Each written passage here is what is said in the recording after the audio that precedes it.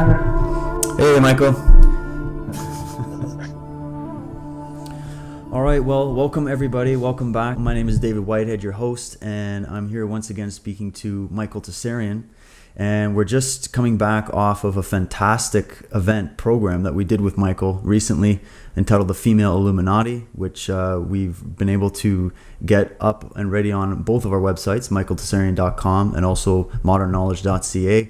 And we're going to be doing some interviews with Michael coming up very soon, getting more in depth on that program.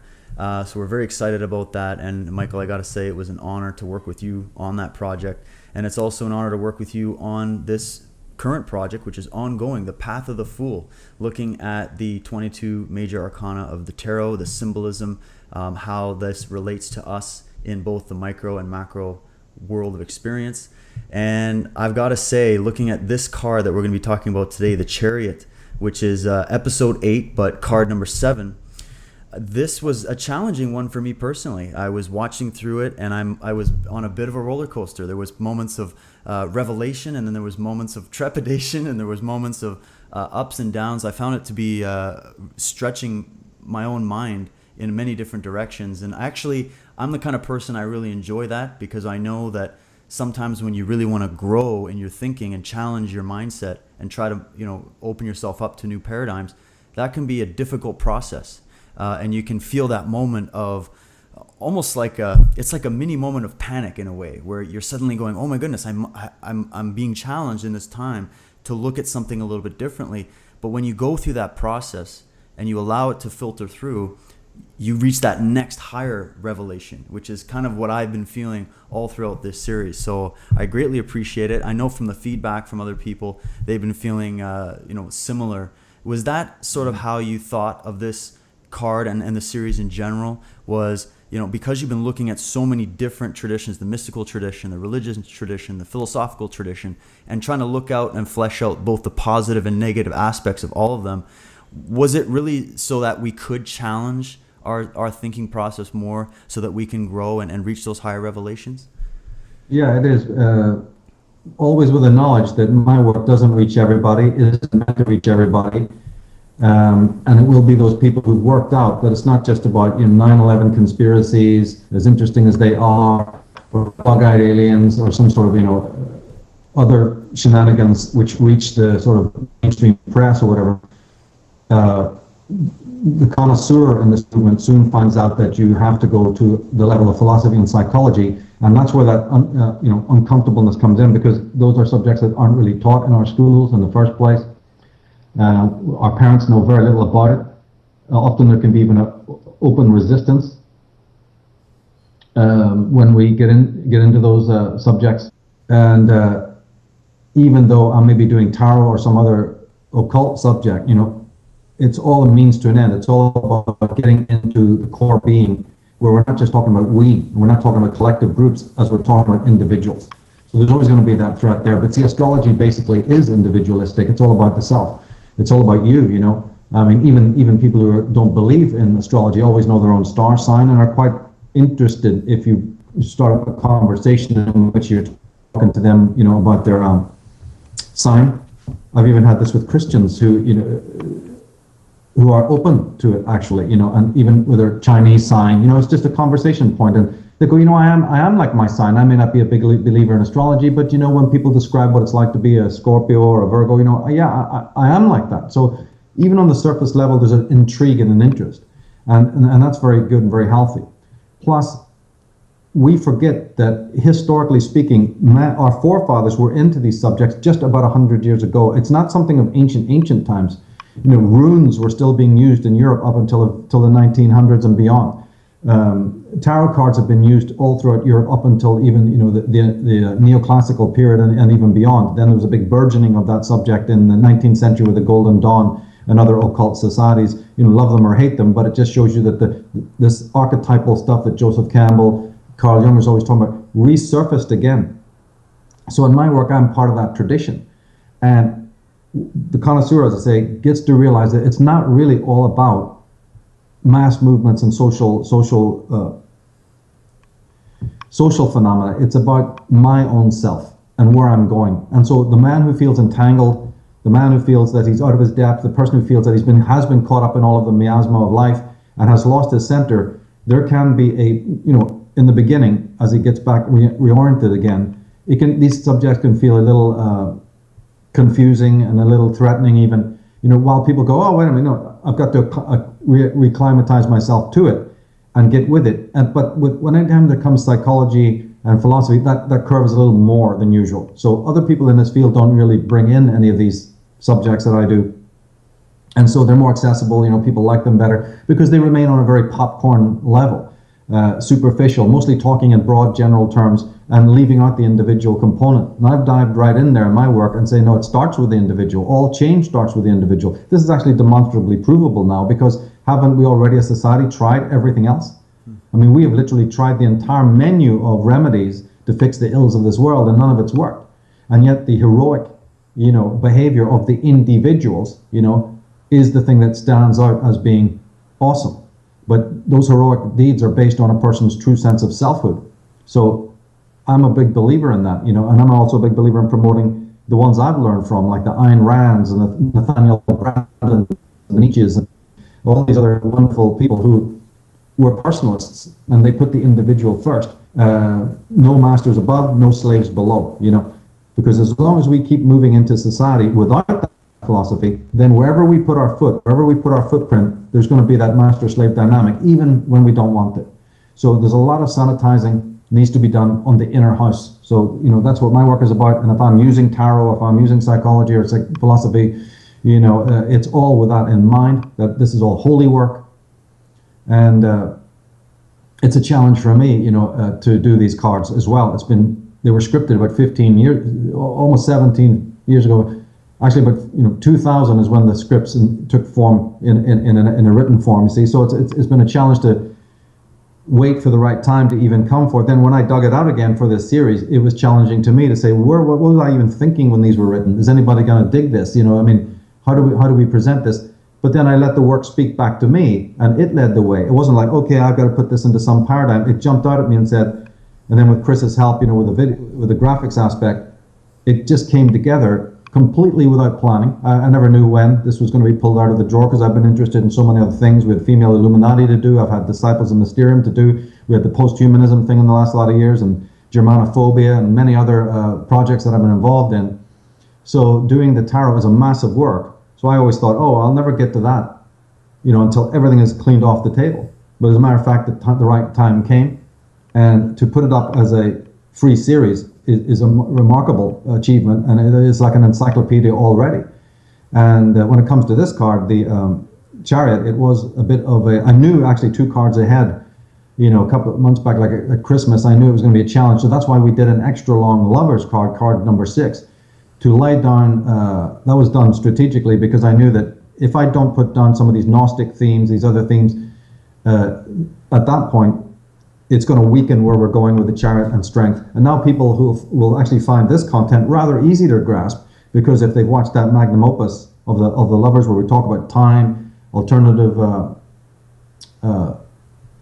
concepts of time and selfhood, and even the mystic tradition, all of that, will start to make sense, because there's you really couldn't come to the bottom of each of these cards, even if you were to work for years. So my job is to try and compress the best parts of it into an hour and a half, and then give people these samples, this buffet, where if they want to chase it up, and we put all the references below. Some people don't even click on show more, so they don't even realize all the links that are below the YouTube window. They definitely need to follow that. So even if they do want to follow it up, even some of the artwork we're putting there, we make sure we link to it. Who the hell is this guy? What's this? So that people can follow it, because I'm passing by things that you could stop and have an entire digression lasting 10 hours over the quote from this guy or the paintings of this guy. But we don't have that time, so we'll leave it to the person to follow up. What's Tossarian saying? Or I've never heard that term before, or I never even knew there was such a thing before. And to educate oneself. This is where the greatest good is knowledge. So the person who wants to be truly good in the eyes of God or in the eyes of their own spirit, it's about learning as much as you can, laying down all these partisan differences and stupid, prejudices, and diving into the knowledge as deeply as they possibly can, not worrying so much about the messenger, but worrying about the message, because it's personal now. And that's again why my message sort of repels a lot of people, because they'd rather dick around with a lot of the, inessentials and airhead stuff, and just simply refuse to go deep. So I say, well, then take off. There's plenty of people out there for you. If you come over here, you're going to have to adopt a different kind of attitude, not to big, but to the knowledge that we're presenting, because it is deep, it is rich, and it's going to take a lot of work from you to follow it through and to mull over in your mind of an evening when you're lying down or thinking, what was that? Wow, that was an incredible statement there by William Blake or Wilhelm Reich or Ayn Rand. Shit, I want to go and read one of her books or something like that. That's, to me, then, the success. Not people saying, Michael, you're wonderful. It's about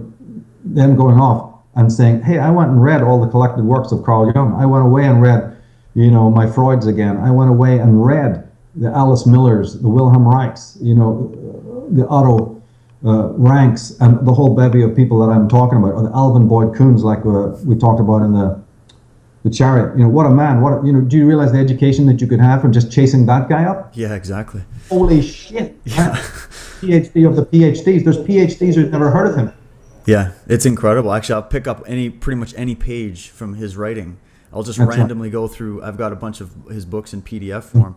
I'll randomly go through and just find a spot, and I'm in there. And actually, Michael, I got to say, I found the same in this series. I've been reviewing this video over the last couple of days, and I've had to take it up, point by point, and then go and I like to look at some of the different references that you bring up. And I find no matter where I place my marker on the video, I get hooked in right away. There's something that's being said. There's a piece of imagery along with the words you're using that is really pulling me into a new method of inquiry. And I thought you touched on something very interesting, and I think it's very key to looking at our ills of the world, so you say, which is that we have been trying so long and so hard to form some kind of a collective resistance against this tyranny and against all of these things. And I'm sure there is some form of a healthy collectivism that must happen where we're working together. But if you're not an individuated self, if you don't have any understanding of the imperial self and getting through all of that first, how can you then go and match yourself with other people that may not have been on that level and don't have that strength, and you're really aligning yourselves with a weak system of stabilizers of other people around you. You're not really aligning towards something that's going to be effective. So that's why I've always resonated with the message of we really do need to take this on board individually and get through there and go through the psychology and deprogram all that programming that we all have, and then from there we can start looking at some kind of a viable solution, right? Yeah, because it's like a house of cards. These collective actions will work in the off. There's a lot of passion, a lot of enthusiasm. It's great to get out and meet people. You've got a common, like the political things, a Green Party, whatever party. And it feels good to be in the warmth of like minds when you've been living alienated and frozen and just going through the streets and looking at people's empty, gormless faces. And then all of a sudden you walk into a place where everyone's sort of passionate. So that's in the early stages. But unfortunately, there's a lot of inbuilt weaknesses, like you say, and it becomes like a house of cards that because the foundation is weak, which means it's collective, it's based on collective action, which is the only way we read change in the last 50, 60 years, because we've been misguided. Then it's like a house of cards situation in which it's somewhat strong at the beginning, but gets weaker and weaker and weaker until eventually it topples. By the way, I want to read you just something that was posted. Where is it? Yeah, by somebody just yesterday on the Path of the Fool page. Can I do that? Oh, please go ahead. Yeah. This is on the video, in the YouTube. I don't know who this person is, right? I don't know who this person is, but she says that every time a new release, one of the Path of the Fool programs comes up in this series, it makes my day. I just love this content. It's just wonderful stuff. I also wanted to say great work on the female Illuminati presentation. Watched it live and I've been watching it constantly since its release on Modern Knowledge site. Man, Michael, you are just fantastic researcher and teacher. I named my 3-year-old daughter, Aria, in tribute of those long lost forgotten teachers, and also named my 1-year-old Rowan after the sacred tree of the Arya and the Druids. This is how much your work has influenced my life. Thank you. Take care. Best from Canada. You see, so wow. It's nice to have the personal anecdote, but it's also important to see that this information has changed that family's life. that kid is now going to go on and say, why am I called this bizarre name? He might be the next living expert in the anthropology of the Druids, for all I know, right? Yeah. And this is what we're going to, because he's going to be fascinated about what's all that. Why are my parents obsessed by that, right? And anybody who asks him what his name is, he'll have a whole story to tell about that, which can, so it's just ripple effects, domino effects. That's what it's all about. And I've seen that. So it doesn't matter to me if a smaller group, relatively speaking, is interested in my work, because it's that old Frank Herbert motif of take 10, they train 100. Take 100, they train 1,000. Take 1,000, it's 10,000. I'd rather have it like that than the mass appeal of all the popcorn eaters going, yeah, what did he say? Can you repeat the question? It's like, that's too superficial. There's other people who will handle you on those levels. But by the time you come to my work, you should be much more serious and much more willing to dive into the depths of these matters. Well, I definitely appreciate doing it, and I also appreciate the work that you've done. And like you said, you're bringing forward monumental works from very, very highly intelligent and educated people that have brought this forward before. This is something that we're going into the ancient past, and we're pulling from, going back to the tarot. I mean, that has, the antiquity on that alone is pretty much incalculable. It's so ancient. It's the birth of a lot of what we would call religion, and those are the things. That's where it seems to have gone wrong throughout history. But we're referencing all the way back to that, going through these different religious, mystical, philosophical traditions right up to the present day. We've got these highly advanced thinkers, you've got these psychologists, you've got these people that have been studying psychology.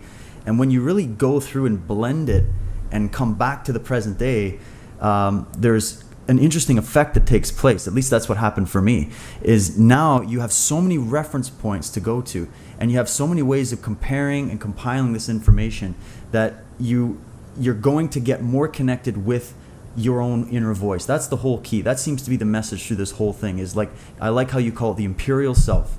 We're not talking about just the ego self or the materialistic self. We're talking about the deep down real you that has all of that insight and that passion and that knowledge already, and it's just got to find its way back, and it just has to come back to the surface. So pulling that to the surface, as opposed to having this fake facade out there just interacting with the world and not really living, that is something that, to me, it literally changed my life, and I know it'll change the lives of many people that watch this program.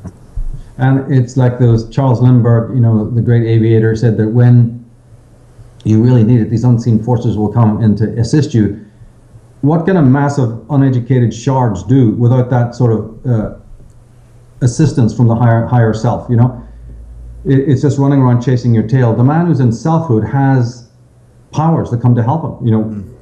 We can speak of them in metaphysical terms or religious terms, whatever you want. That's really unimportant. The sort of semantics is unimportant. There's something there, a will, another way of reaching people. Maybe the person in selfhood is always going to be stronger because he's awakening the selfhood of other people, which, despite their own resistance, actually they inwardly want. So there's going to be a deeper magnetism, a deeper kind of love-hate relationship with that kind of a teacher. There's more need for it because it's going to, like I say, everyone secretly wants to go there. So the person who is going there, they're going to have a special sort of intonation to what they're doing that maybe other teachers are just, again, serving the surface. And we all need those people. I'm not debunking the need for any of that, beginning stuff. It's needed. But there also is, you need a place to go after that's been achieved. And balance as well, which is very key, I've noticed in this card as well. And if we kind of jump into the imagery, that's what I always, you've always started off with, looking at the card, the actual artistic rendition of the card, and what's really being communicated there. And when you look at it, you've got a vehicle with two wheels, which is the chariot. You've got the two lions, and you were referencing throughout the card that those lions are kind of representing those different balance points, the authentic, the inauthentic, the two different kinds of desire, two different kinds of time, even, physical and mental, right? So there's, just in the imagery alone, there's a whole story that's really being said and really needs to be unpacked.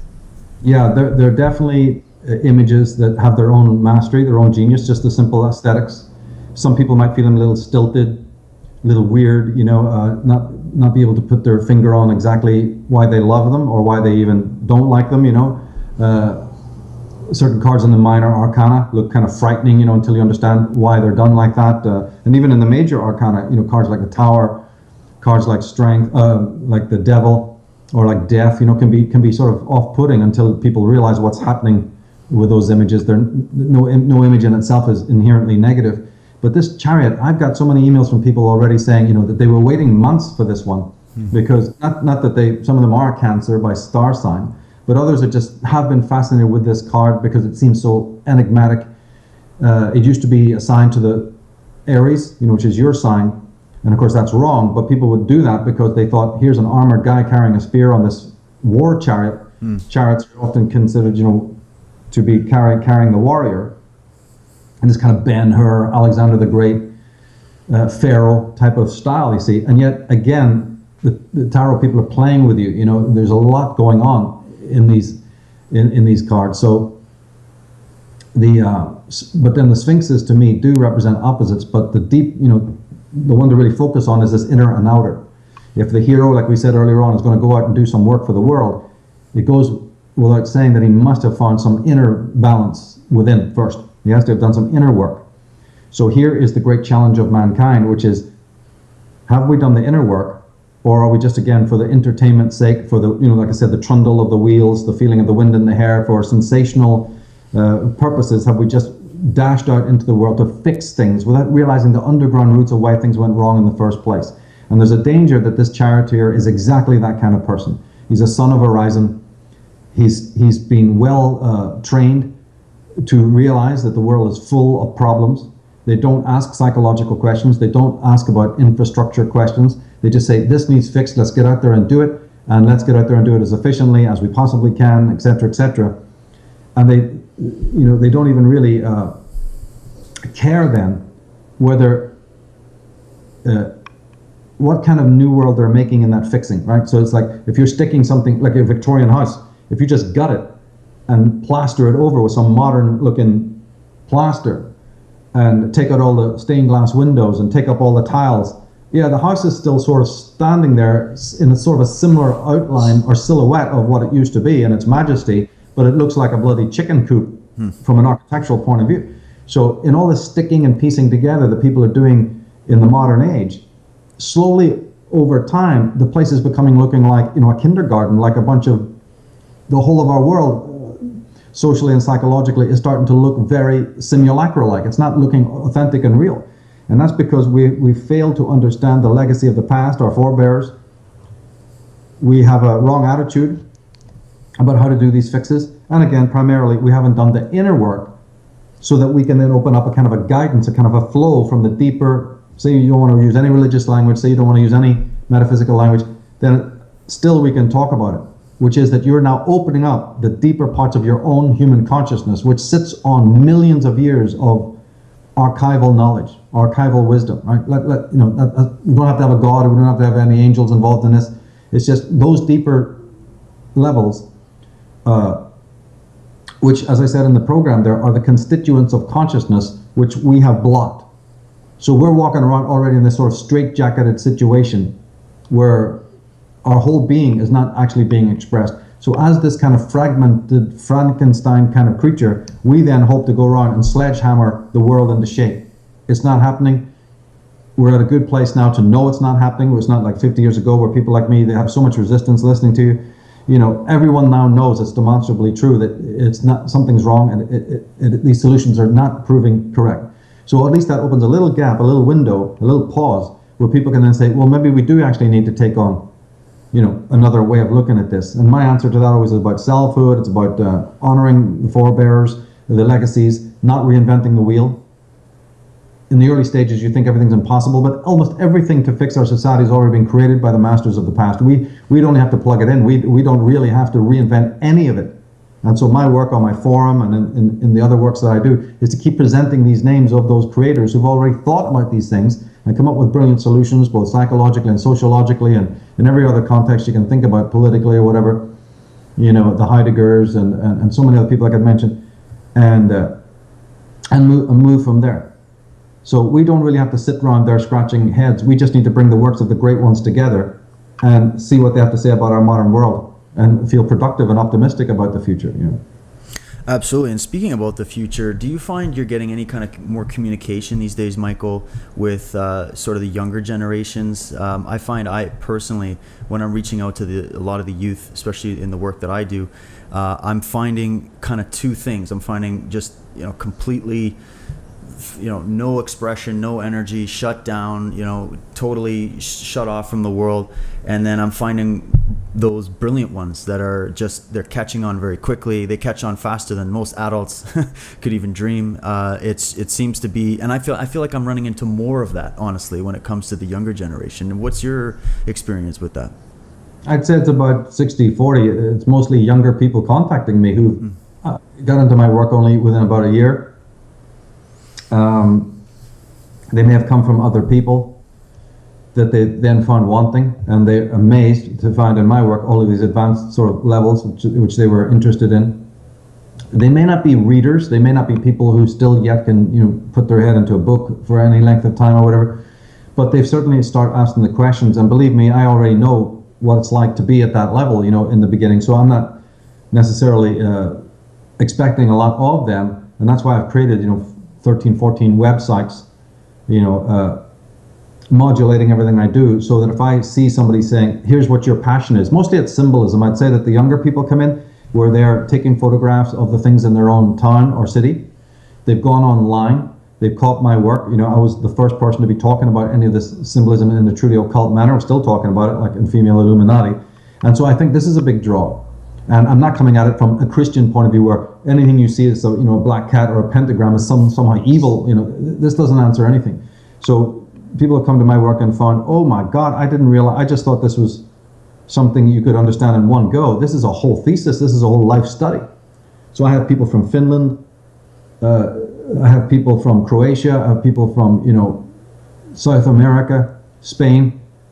I've got musicians, people in rock bands, who want to know about what cover they should put on their CDs, this kind of thing, and work with the symbolism. So there's a tremendous amount of interest from that point of view in the symbolism. So I always have had the younger people coming in from that. They may not be interested in the philosophy or psychology yet, but whenever you're dealing with symbolism and the symbolism of secret societies and what have you, this is something they can see with their own two eyes.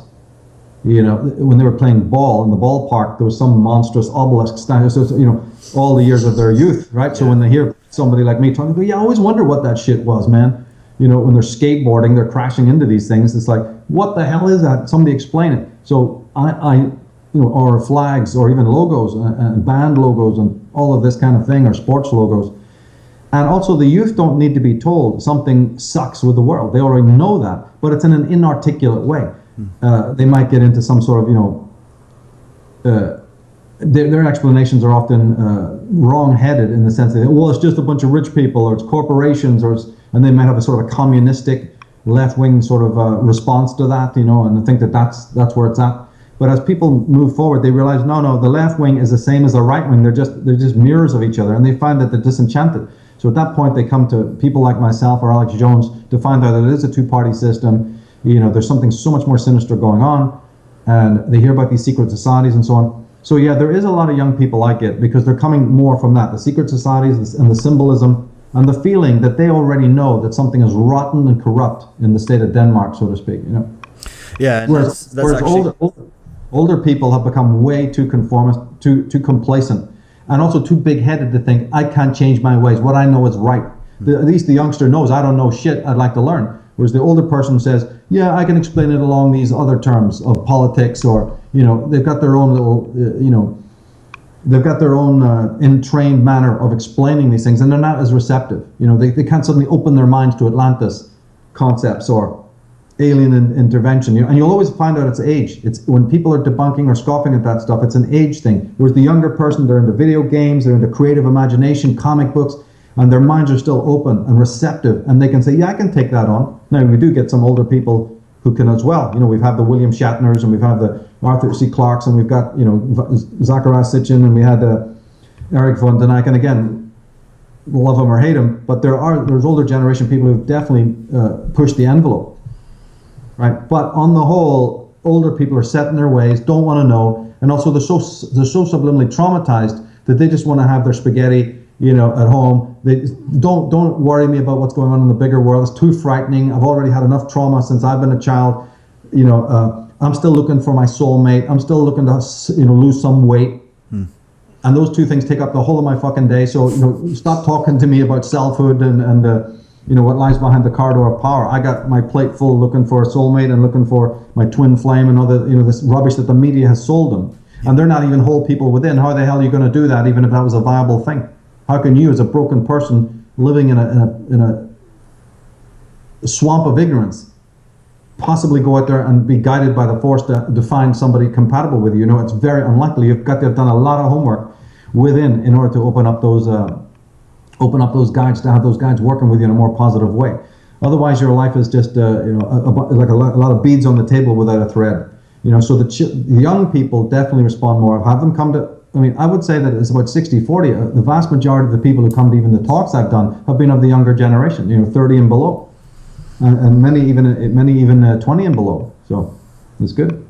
Yeah, and it's definitely good. That was sort of how it happened for me. I kind of came into this first of all with just sort of understanding that a lot of what we're being presented in the media and in the world is is clearly false. We've got all kinds of manipulation happening, and you get into that level of it, and then you start asking yourself, what does this all mean? How does this relate to my life? What can I do about it? That's the first question you get from people is, well, now that we know all this stuff's going on, what can we do about it?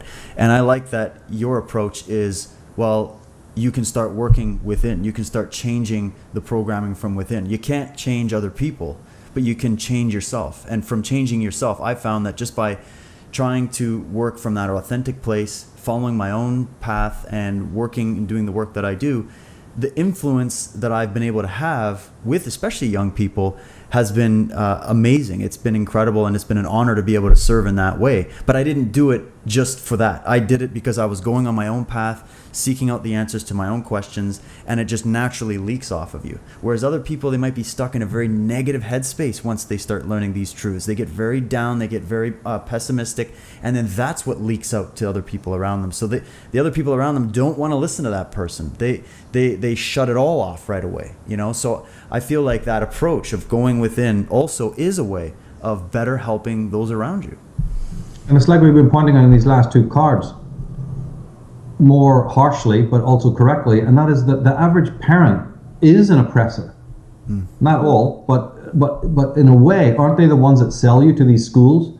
The parent who, instead of putting their child into, say, a Steiner school or something like that, is just sticking the kid right in the state school, is asking for problems. And didn't they have enough hell in their own school to know the difference? And right across the board, from diet to introducing the child to their body, which is, by the way, what Steiner schools are all about. Today in school, you're forced to sit, especially the male children who've got a lot of testosterone and a lot of energy. They're forced to sit and repress all of that, and then called ADHD, if they don't. Yeah. So, but that's not the teacher's problem as much as it is the parent who's sticking you in the schools. Go, that's lovely, it's lovely. We don't seem to mind that he's coming back pathological. So the parent can't go and observe a pathological situation. The design of the schools, the level of teaching, the total suppression of the child. They can't spot that. How can the child spot that? Is the child going to know? Is he some prodigy? A little man Tate? No, every kid is not in the situation of knowing what's pathological. That's not their job. It's the parent's job to know what's pathological and save the child from it. So the fallout in many ways is about the parenting that's going on, and that can be, again, fixed. There are millions of scholars out there, like the Alice Millers and the people I recommend, and Steiner himself, that go into all of this matter and help us to say we don't have to invent anything. Krishnamurti, the schools all over the world doing it right. So we are sort of self-incarcerated. And, in the devil card, you see the chains around the necks of the people, but they can easily remove them and take them off. They're not like strangling the two characters in that card 15. They're loosely placed around them. So we can be taken off at any time, and that's our situation. We vote for these priests and these politicians, and then our children, who are the most vulnerable, are victimized by this towering hierarchy that they didn't create and probably wouldn't have approved of. William Blake has this all the way through his early poetry about the loss of innocence and the coming of experience. But the coming of experience is not in the hands of goodly men and women, elders. It's in the hands of psychopaths who steal our dreams, tell us black is really white, the moon is just the sun at night. So we're already starting off in a handicapped way. So my work, in a very subtle, sort of Taoist way, like what you're doing is a Zen way. We're not going to you. You can come to us when the time is right. And then if you come to, we've done a lot of fucking homework, so we can help you. Yeah, we can definitely point you in the right direction. I'll suggest some books. I'll suggest a few websites. I'll suggest, but I'll do it by looking at that person's skills. Like I said, a lot of them coming to me are really clever when it comes to symbolism and decoding it. And other people are more interested in the other matters that I talk about, some psychology, some of the Western magical tradition, whatever it might be. Some are fascinated with the ancient Atlantis stuff, and so these are all just means to the end. They're just like spokes on the wheel. I don't hammer one particularly. I say you pick what you want. Etymology is another one. Tarot, astrology. There's all sorts of ways that I present it for people to just find out what they're about and then relate to the one that serves them the best, and then just get into it and make it their own. Don't follow anything I've said. Just get into it and then follow it down there. So the High Windows articles, the Path of the Fool, these are the encyclopedias where people can dip into and have a menu at least, instead of being completely lost in the world where nobody's handing them anything and saying, I've got my own problems, mate, don't bug me. So, I'm presenting there sort of a menu. And certainly I'm not saying that every one person must like the whole buffet. For God's sake, I know that, some people like cucumbers, others like tomatoes, right? So, but there'll be something there for somebody to take away. And the more respectfully they take it away and mull over it, then that will lead them to other writers and other things, and things I've never even heard of or didn't have the time to study. That person will then go and find out about it. So that's what it's all about. Well, yeah, and there's that old saying that the greatest teacher just leads you to the path of your own wisdom, your own house. I mean, that's really what we should be doing, and I definitely recommend people watching this to follow up on the links. Go to Michael's website, michaeltessarian.com. There is, if you go in the forum or you read the articles or even in the YouTube comment section, check out all the links that are there so that you can actually become engaged in this information. This is something that Chris and I really tried to develop with Modern Knowledge as well, which was that this, we're presenting a wide smorgasbord of different people with different perspectives, but really it's up to you to become active and look into it and allow this to become a journey of self-discovery in the process. And with that being said, Michael, there's something that really popped out at me in this card. And it was something that was referenced briefly in the Female Illuminati program as well. But this was really the concept of God or divinity or the divine force being right here in this world, expressing itself through the creation. And yet we're kind of missing the link with the divine, aren't we? Because we're so caught up in the afterlife or disembodied realities or spiritual realms, etc. You see this very much out there right now, where it's just ignore the problems of the world, ignore the physical reality. You don't need it. We're trapped in some kind of purgatory. So all you can really do is close your eyes and dream of an afterlife or go into some other reality. And this is something that I find is very problematic. And I know you felt the same. So maybe we could get into that a little bit. Oh yeah, that's quite seriously meant. One has to use the word God, but spirit, higher self, soul, whatever you want. People will say, in a state of trauma, they nearly had an accident and something miraculous came and saved them or whatever. Yeah, it came and saved you because it was right there. It didn't have to flash Gordon in from another dimension. If it happened, right, the thing that you claim to be a miracle, I'm not saying I believe it, don't believe, but the one who says,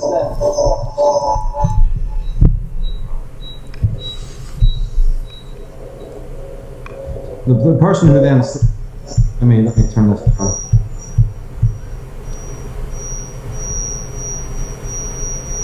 It's just a slight amount of feedback there, but yeah, it's gone now. So the person who says that the miracle saved them forgets that miracle came instantly. So then how do you reconcile that with saying that God is far away and remote? You just can't have your cake and eat it too. You can't have both. So it's like the pleroma or the noumena, right? Numina is all around you. It's your Merkaba. It's the universe and you in a continual, renewing, reciprocal, relationship, like that lemniscate, that they keep showing in the tarot. There's a constant flow, or the two voices that you and I have spoken of before on our other show, where the voice of God is the listener and the speaker is the ego, taking direction, isn't it? And very occasionally, the other voice speaks to direct. So we have that God voice right within our own heads, but it's so close to us, we've forgotten it. just like Tennyson's great poem, nearer is he than breathing, and closer than hands and feet. So that force is always there guiding us. We just think we just have this working illusion that it's a voice in our own head. But how can a voice in your head have the same sound of voice that you associate with your vocal cords when you're speaking outside? Yeah. And that already tells you that something's not right there. This is a mental voice that you attribute to being your own voice, and that God is quite happy, that spiritual voice is quite happy for you to have that illusion. It's not concerned, but it's the guide. So if there's any distance between us and the divine, it is because we want to play, on our own in the garden like kids. We want to get into the car and play with the steering wheel even if it's not moving. So, and the force allows us to be children in that way. It's very beneficent, and it allows us to act like what we are, which is children without a clue. And that's okay. That's perfectly all right, because that's why we grow towards a deeper wisdom when we commune with that voice. So what we have today, and I've said this from my earliest work, is that if we are not connected to that still small voice, that spiritual force, is because there's things in the way. There's an impediment holding it down. We naturally would be very much in connection with it, but because of the influence of parents and peers and all sorts of other establishment figures, the superego, creates a split between the voice of the self, the imperial self that you spoke of, and then the working ego of the day. They're disconnected, and sometimes in people it's very faint. The connection's been so broken that you barely hear it, and actually it's a nuisance now. The voice of that other conscience working is actually a complete nuisance, and we have given ourselves over to the guidance of the world. And this is tragic. So, and as I said before, this is a beautiful thing. You can't demonstrably prove, as no one has, the existence of God, but you can demonstrably prove that the constituents of your own deeper psyche have indeed been cut off. That's 101, the psychologists. That's 101, that our own being is not expressing itself fully. And so the teachers of the world need to introduce oneself to the capacities. If you took a person who had never ever understood the power of their body and showed them an Aikido master at work, they'd think it was completely magic. They'd actually think it was a trick, wouldn't it? You'd have a devil of a time saying, no, that chi, where he just barely touches somebody and the guy freezes, that's the body doing that. That's you. That's a capacity that you have. Gymnastics, sword fencing, even making a pot. Half the stuff that we do well, is always considered mastery. Great singing, great violin playing. It seems like magic if you watch somebody playing the harp. It seems, and you can't believe what the sound is coming, and what they're doing. So there's a magicalness about everything that we do, but we become over familiar with it and we lose the magic. And again, these are because of these impositions from the dead, from basically the psychotic people that are running our society. So we have the perfect right to sign off from that. But that's a personal contract. Don't worry if anyone else joins you. You've got to get out of this madhouse immediately. You're not going to wait for other people who are locked in their cells, even if you throw the door open. What's the point of waiting? This is a jailbreak. You've got to get out first, and then you can orchestrate other breaks of the prisoners that you left behind. But if they're ill, if they're lying on stretchers, if they're comatose, if they're huddling in the corner in fear of the world, fear of freedom, get the hell out yourself and sign that contract of saying, I'm out of here. I don't want anything to do with this system of lies. And then remain open. This is the Taoist motto. Remain open so that the force can now show you what role you're going to take. Is it going to be through music? Is it going to be through art, drama, dance, film, teaching of some kind, martial arts, whatever it is? You'll be guided at that point once you've opened yourself up enough. Because at that point, it's not the ego that's going to decide, here's what I'm going to do. You've just broken from that world. You've just broken from that limiting world. Remember we said now it's the ego is the servant of the imagination, the whole imperial self, as before. The ego is forced to be a representative only of the pseudo self. This is where we're at today. But I think that we're in times when people can make this change. Oh, absolutely. And I think too, like what you're saying, the product of not being able to really stop and smell the roses or see that painting for what it really is, or look at that person playing the harp and understand how beautiful that is and what's really going on there, is also a product of living purely in the intellectual sphere, which is where and it's an imbalanced state. We're raised like that in school. You look at everything chronologically, logically, with all these scales of balance and time and clocks, and you got to get your calendar and all this, and we live in that stressful, fervent left brain prison every day. And then we're supposed to pull ourselves out and look at something that is meant to be purely imaginative and creative, and not apply that same level of thinking to that. It's as if, like you said, we become trapped in our own mind. And when you rearrange that and you allow the ego or the interface to serve that imagination, to serve the imperial self, as opposed to only just some logical reasoning function, I mean, which is valuable, but if it's only that, if it's in a state of imbalance, then we end up missing our actual experience here, which is what I think we're here to do. We're here to have this experience and to learn from this experience. And it's not that the reason is bad. It's about who's directing the reason, and the reason in servitude to what? The overlords? See, Hegel believed in the reason, and he spoke of it in the same way that Blake spoke of imagination. So it's not the reason per se is negative. It's a very vital part. But if it's in servitude to the builders of the global village or the New World Order, or again some other draconian religious system, then it's not good. If it's serving the pseudo self. And you see, I have the quotes to prove it. St. Paul, John Calvin, various other religious teachers are on record. I have their quotes talking about that the self is empty, the self is meaningless, the self is an irritant, get rid of it. Actually have the quotes where they denounce and deride and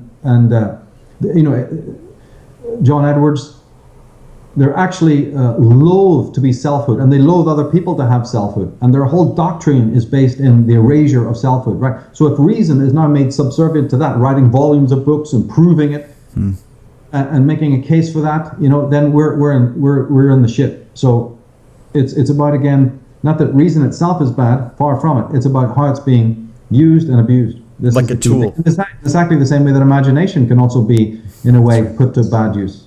That's right. Which is, again, with that symbolism with the card, having those keys of balance there, those polar opposites, that comes through again. There was also something that is interesting here, is getting into divination meanings, and especially as they apply to people that are doing readings. Like, how does this card, along with the meanings within divination, apply to people that are actually using it for readings and whatnot? Yeah, we didn't get into that as heavily as I'd like. The time didn't allow for that, but the divination, the importance of the divination in this card is important because it confuses people. I've had a lot of people ask me about it. And again, I did mention that it does mean about a journey setting off, or using the reins, grabbing the reins and trying to do something unassisted. I think if it turns up in a reading right way up, it's all about you. It's an emotional card. Let's never forget that. It's a water sign, and it's Cancer. So it might mean the first stages of romance, the first stages of love, in other words, new emotional experiences that are really new to you. And that could even be, going to school, or working with a bigger group, which you've never done before, or having to conform now to a work environment where it's get up and turn up on time and create bonding with these people. Otherwise, your job's going to be a hell. And even if they seem a little bit unfamiliar to you, or from a different background, from a different class, you have to, like in a football team, for instance, or a band where everyone else is from a privileged background and you're coming from a working class background, or vice versa. A very, sort of a more upper class person now having to deal with people of a lower class. But he's got to find out, he's got to find something in common and like those people, and they all have to get on and put all these stupid differences aside.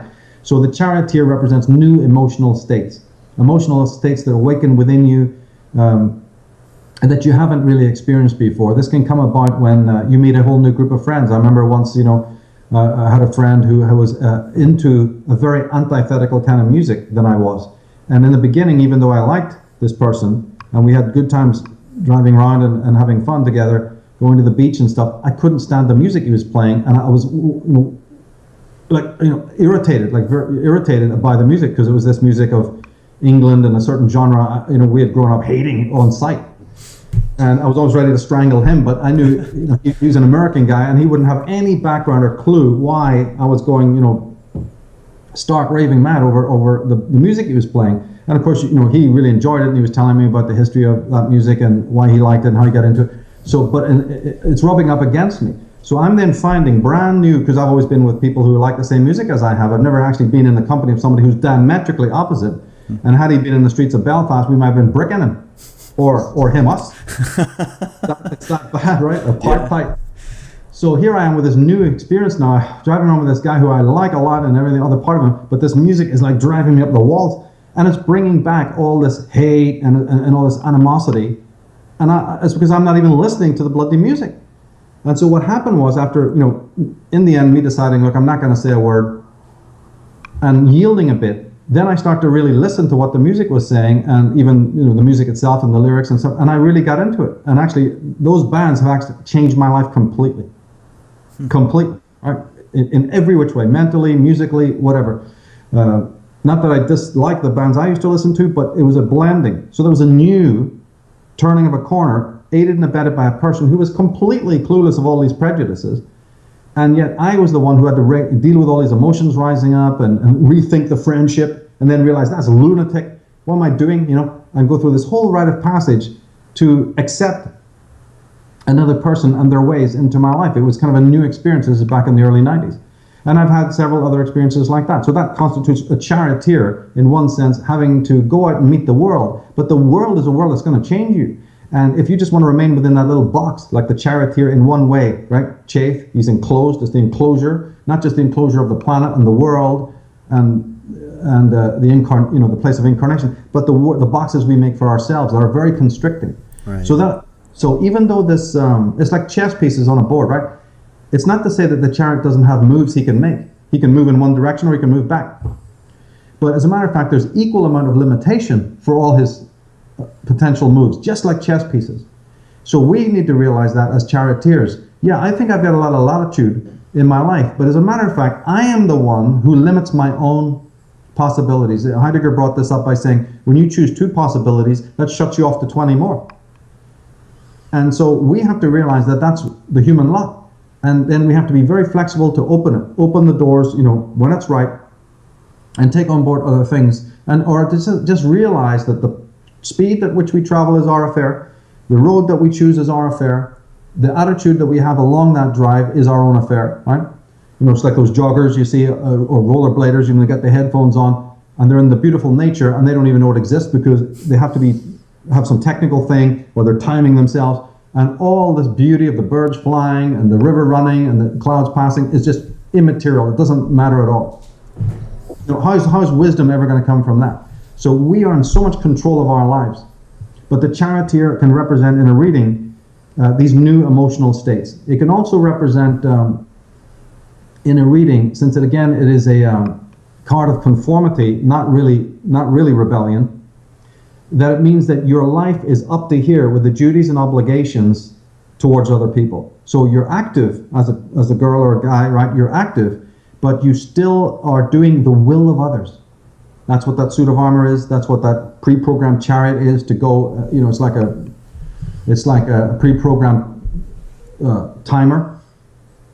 I set my computer to go off at this time. I set my egg timer to go off at this. I set my alarm clock to go off at this time. So this is the person who's really not operating at all from his own self-will, although he may have that illusion. He's serving the society. He's serving his parents. He's serving to get that degree, to go and take that job. His dad wants him to be a lawyer, and he has not had one iota of self-will because the family is expecting him to follow in the firm, follow what they've been doing, take over the business, wear this kind of uniform, carry this briefcase. I've looked out my window and seen guys growing up all through my youth who had that, and you could read the agony on their faces, even though they were charioteers. They were, I've been told what to do. Exactly. And believe me, they're going to do it. And I just saw them from kids, with their short pants, right up there to wearing their bowler hats. Yeah.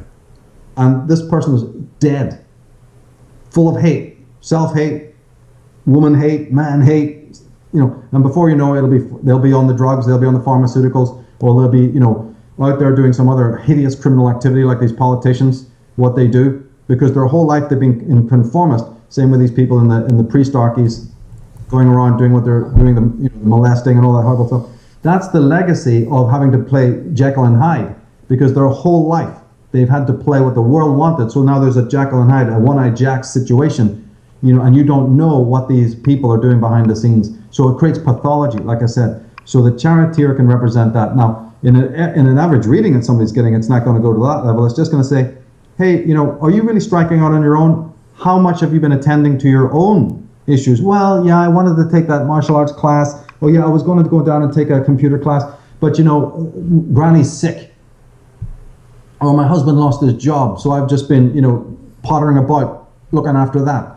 Or I've had these other duties, That's like, Jesus Christ. These people are in their 80s, it's all over. You're in your 20s or 30s, can you get on? You don't have the time to waste. Get on and get that degree. Go on and do that thing. So the charioteer is all about activity in a domestic setting in which the person's own needs, and that's why you see it turning up time and time again. Even when it's reversed, that's what the meaning is that the person is now getting out of this social setting in which they're just a functionary. They need to break through this domestic sheath that surrounds them, and also maybe even there's a feeling of protection there. I had an aunt who was being very mistreated by her husband, and he was a nincompoop who cut things out of the Sun and stuck them on his wall. All right, that was his, the Sun newspaper. That was where he got his knowledge. Yeah. She, on the other hand, in the end, when she did break away, she went on to be a social worker and was doing some really good stuff. But even when they were married, she was the brains. She was the one actually reading some books, and. So here's a woman who was like miles ahead of this buffalo that she was married to, who was cutting things out of the National Enquirer, and then quoting it to people like he was a Mensa, right? So here's a person who was just enshrouded in this cocoon of domestic duties, and yet all the time they had this other scintillating sort of capacities. She was a brilliant seamstress, really, really top notch. Had all these natural gifts, could have done really well. So there's this incarceration within the domestic, and so when you see the charioteer, it's usually about that person needing to reassess those domestic duties and say, the time has come now, especially if it's in a reverse position, to sort of put those to stop. Stop defining yourself based on what you're doing for such and such. You can only, be wiping the mouths of these people and catering to them. You have completely put your own life on suspension for years, and you don't know who you are anymore, and your own genius isn't shining, and you could be a great author of a child's book, or you could be making aromatherapy, or you could be turning yourself on to a musical instrument or something like that. So this is also a key part of this card, and its emotionality. In the negative sense, it's definitely about over emotionality. Wherever a Cancer card falls, it's going to be about a person who responds overly emotionally to everything, and the reason isn't there, and that's what's been causing them problems. Or again, this ultra, selflessness. Other people can play on their emotional heartstrings, and then they just become altruistically indebted to that person, duties, obligations, and so on. Then there is one other aspect to cover in divination, and that means that when this card falls, I said it before about any lunar card, it's about the shifting of personas, a person who doesn't have a very strong sense of self, and therefore they're flitting through different personas. They don't even have one persona that's consistent. Because the sun, the light of the moon is actually foreign, isn't it? It's the sunlight that we use to see the moon. So it's like, symbolically speaking, the moon doesn't have its own face. It doesn't have its own persona. It only reflects light. And so in certain personalities you get this, or even in our own lives, there's periods where we're going through this where, we seem so out of our depth and we don't know who we are, that then we model ourselves on somebody else. So fakery can be also with this card, and the endless search for a true identity. And that's why people might come for a reading, because they do feel they're in that place and they're looking to find something stronger. And they may not be able to do it because their theory is that they'll only do it when they have the right people around them. You see, which is another kind of mistake. So the counseling in a reading situation would be then, you've got to find your new persona, you've got to find a new self, an identity, but you need to do it on your own. You've got to dig deeper and not just rely, oh, well, now I've got a new bunch of drinking buddies and I fit in with them.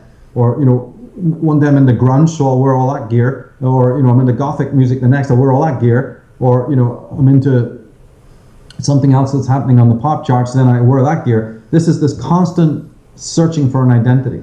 You know, I've had numerous people in my own life who've been caught in this, so it's very, very real.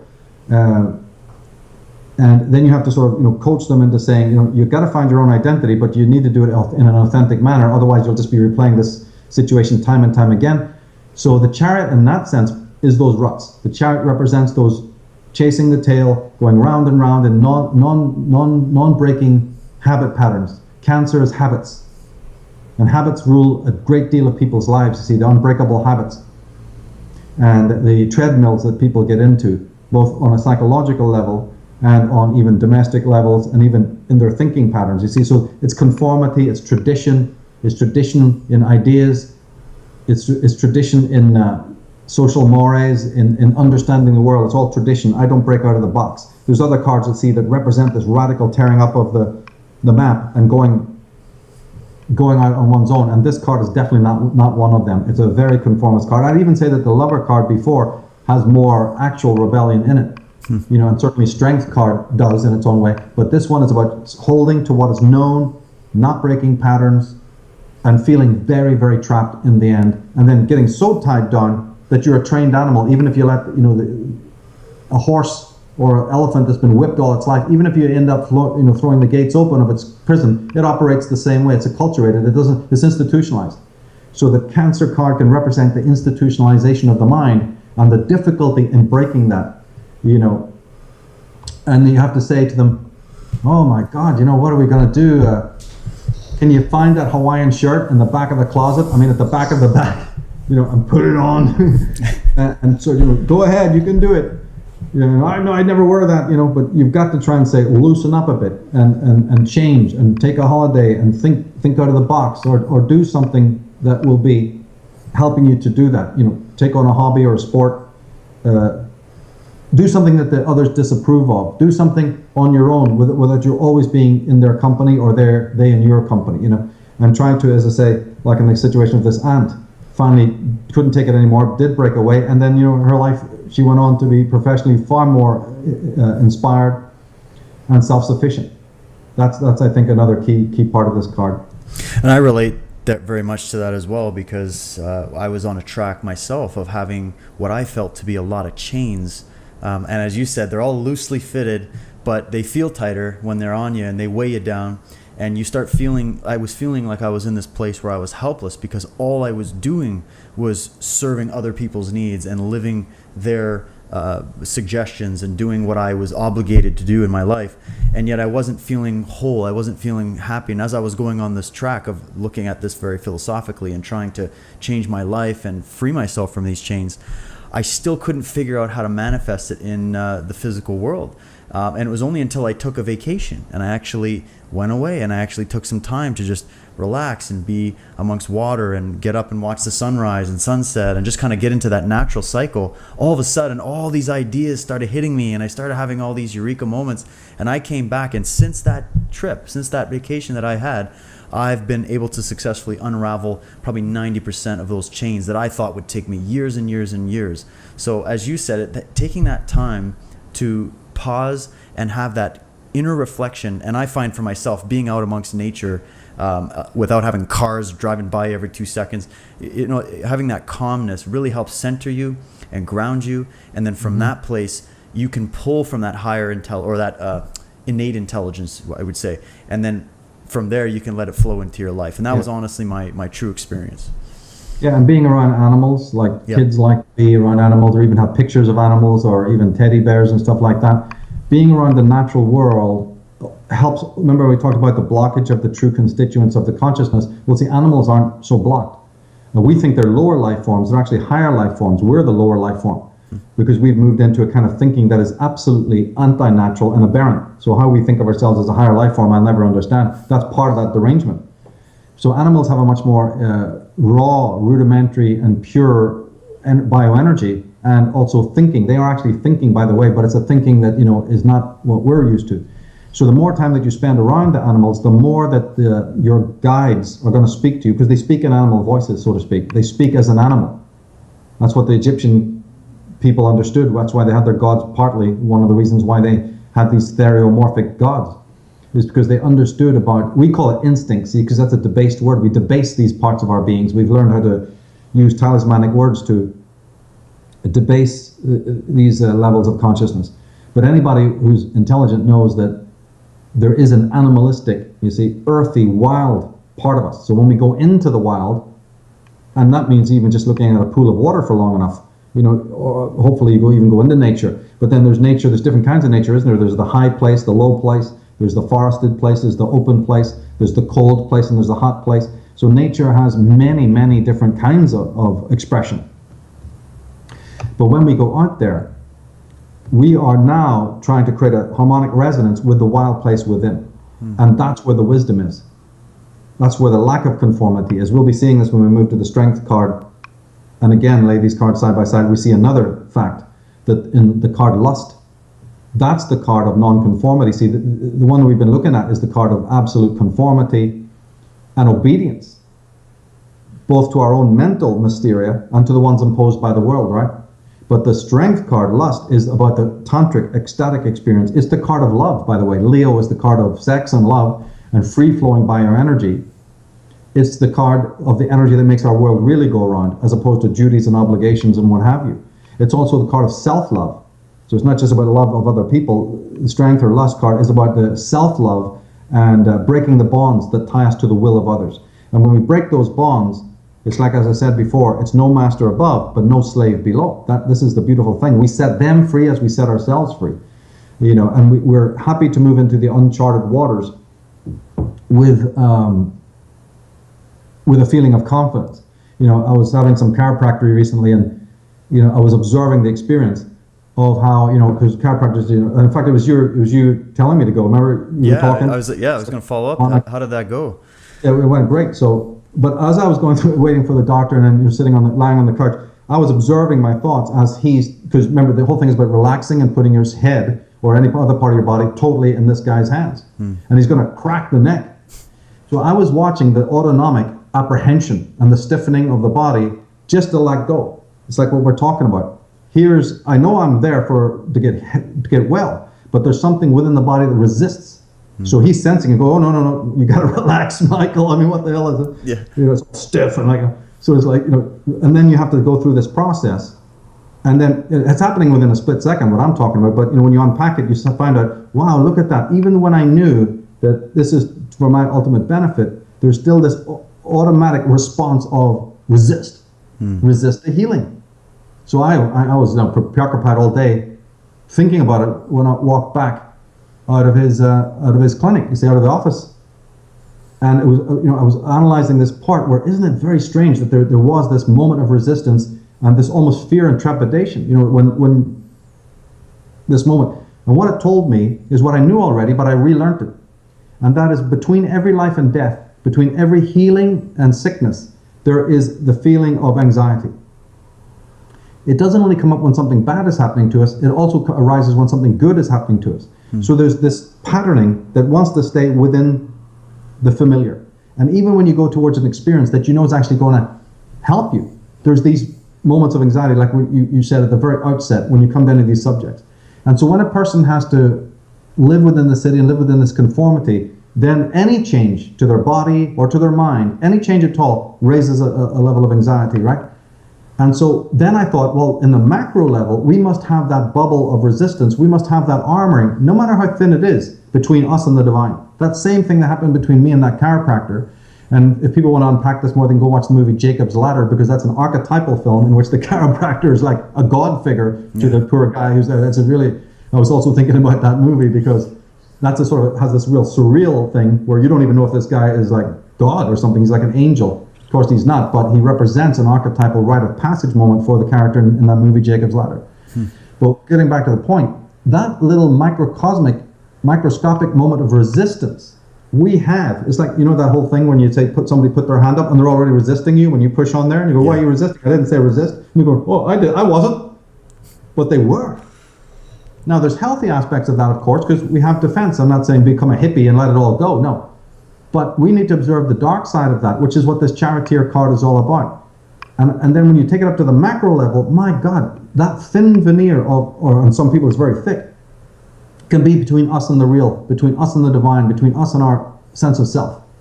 And I'm very interested in those lineaments, those walls, whether they're thin, whether they're thick, whether they're justifiable or they're not justifiable.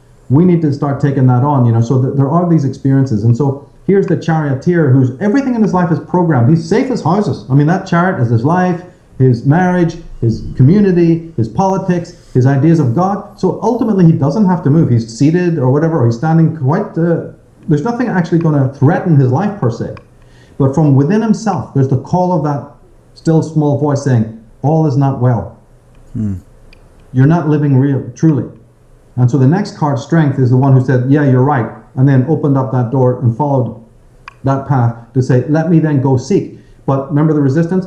If I go seek, I'm immediately in the wilderness. I'm immediately on my own. There's no other chess pieces on the board to guide my actions. I've been freed. I don't have to make this action, or I'm not restricted, right? Like I was when there was other pieces on the board. When I leave the game, all freedom is mine. Then there's resistance, because you think you've no more guidance, when in fact the real guidance is there. Yeah. And this is what you brought up before in the past, talking about how people talk about freedom and they want freedom, but a lot of times they're really just showing signs of a fear of freedom itself. They're more afraid of freedom. What was that movie that showed this really well, where I think Morgan Freeman was in it? They were in prison and Shawshank Rebellion? Shawshank Redemption. Yeah, that's it. And they spent their whole lives there, and they formulated a whole system within the prison walls, and they kind of felt comfortable. There was a guy that was well known for this and a guy that had reached a certain status in that, and all of a sudden this guy's escaping. He gets out, and they can't even operate in the regular world because they're afraid of that extra level of freedom. They were so acclimatized to that prison system that when they got freed, they had to kill themselves. They couldn't deal with it.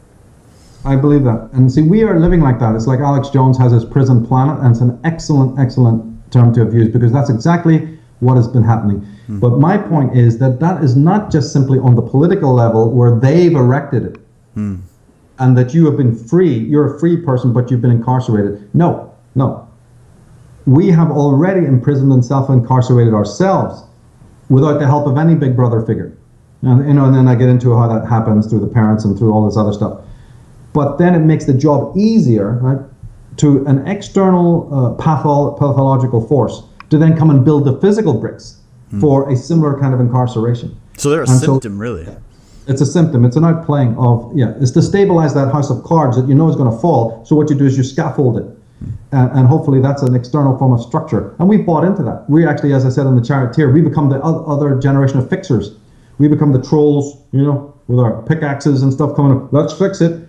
Without realizing what is this thing based on. And your fixing of it may be making something even more artificial. Your fixing of it may be preventing real change from taking place. Maybe something needs to topple and fall so that you can have done with it, and from the ashes build something more pure. But that's that fear reaction. That's what the chiropractor is doing to me, because I'm bringing you to a higher form of balance and equilibrium. But I felt a resistance to that, because no, I'm fine, I'm absolutely brilliant, with your spine like a corkscrew. Yeah. There's nothing wrong with me, pal. Right? As you're like completely out of attunement. It's always a death experience, a mini one or a big one, and we have to get okay with that. Now, Nietzsche's are okay with it, but the rest of our society is not okay with it. William Blake is okay with it. Wilhelm Reich is okay with it. So we need to embody this positive understanding of the rites of passage which we've gone through, walking on the stepping stones of our lower selves to our higher selves, as Tennyson said in one of his poems. And we need to be okay with looking back and seeing those little corpses along the way, like a snake shedding its skin. We need to be okay with those dead selves in a positive way, and to eulogize that as well, and realize we're always continually stripping off sheaths of ourselves so that we can progress. What's happened today, and what this card represents in the negative aspect, is not only the conformity and the sort of the structures around us that keep us institutionalized, but our okayness with it. We get okay with that. And just a little bit more, salt in the gruel, a little bit more comfortable cushions, and a little bit more, sitcoms on TV and some love scenes. And as I said, chasing some, I've got to lose more weight, or I got to do this and that. These become the preoccupation. Those are okay for what they are, but there's something more vast. And that's what the next card you see in the series represents. So there's a tremendous interplay, not just of opposites, as we pointed out before, but the cards also are about these bigger themes of freedom and self-incarceration and commitment to either the self or to the will of the collective. So that you'll have this running through a lot of the cards. And that's what really fascinates me about them, is that they have these deeper meta themes running along. You know, especially as we said, if you put the cards side by side, you have two massive schools that have been operating since millennia. You know, of the austere yogas, which is meant to be the way to sanitization, hygiene, and spiritual enlightenment, or this more tantric, ecstatic path that is meant to head in the same direction. But yet, as we asked in the Emperor, how can there be these two ways? We started asking this question very briefly in the Emperor about, right, the man setting out to achieve the goal. Is he meant to it? Is enlightenment and progress something you attain by striking out like the Emperor, the hero, does? Or are we meant to sit and receive it passively? Remember, we talked about that then, that there's these two modes of how you go and attain something. The active manner of doing it, and the more yin way of letting it arise when it arises, so to speak. And this is again reprised in these two cards. Do you set out and go for it? And if you do you become aware then of the paradox? See, the charioteer must be aware of the paradox, because his wheels are pulling in two directions, these horses are pulling in two directions, he's got his hands on the reins, but there's still problems. He realizes he's traveling in the ruts of other people, so he's not really on a unique path himself, and he has all these different conflicts. And also, as he's charging headlong, does he realize that the future is really the past? See, we went into length about that. That the thing that looms on the head that technically has got "I'm the future" is really in disguise. It's stuff you haven't owned. It's stuff that you had to repress in the Oedipal stage of your life, which you didn't even know. Huge chunks of yourself thrown into shadow. So then time becomes shadow time. Because what mommy and daddy didn't like, they had the power, the raw power, like society does, to just, you don't have any choice. They're going to tell you what they don't like. So you don't have any choice when you buried those things in the box. But see, those things are living parts of you, and they're going to loom up on the path ahead in your relationships, in your job choices, in all sorts of other things that you're doing in your life. They're going to come up again. And so there's this weird circularity then about time itself, something bizarre that's never been brought up by a lot of people. We said that the answer to that then is self-love. You don't have it in this card, but you have it in the next card, because self-love breaks the chain, isn't it? Those things that you disapproved of were disliked, unloved by the parents, and then unloved by you. You bought their lie and said, I unlove these parts of me as well, and they get buried into the shadow world, and made shadow time a reality for you. But if you return to self-love, then what they say or don't say doesn't matter, and suddenly the chain of time is broken. On one level, at least one of the, there's many chains, but the one mega chain is now snapped, because you're no longer repressing in the same way that you were forced, and therefore time dissolves. The next level, even more subtle than that, as we said, is to break the chain of the desire. Remember that, again, the two sphinxes represent two levels of desire. You already mentioned this. Instinctual desire, over which you can do nothing. A baby needs milk, a baby needs warmth, a baby needs shelter, and hopefully the parents can supply that. And the child is not conscious. These are ontological, they're inbuilt, you can't change it. And you won't be able to change it even all through life, and that's perfect. There's nothing you can do about that, except cleverly and intelligently learn how to provide those things. But then there's this whole other realm of desire that we foolishly think is the same. We have never even become conscious that there's two things happening in us that are completely opposite. The mental desire, I want to be a best soccer player, I love that, or you want to do something else. Architect, soldier. You see the soldiers, you see the police, and you admire that, or knights, or whatever it might be when you're watching your favorite programs, and you obviously want to do that. These are all mental desires that change constantly anyway, but they constitute volitional desires. They're not the same amount of needs as the body, impulsive and instinctual. These are mental desires that you and your neighbors can share or not. Get 10 kids together, they all want to be something different. So these are all a different zone of desire. But when we then try to go and get those desires met, there's a delay, and a delay, and a delay, just as there was with the instinctual. So time then comes in at that point. So desire and time are deeply connected. Now, although you can't affect it on the ontological level of the inbuilt fundamental, Ontological just means fundamental, unchangeable facts about your life, like you have to breathe, like you have to have skin, right? Like water is wet. You can't change that.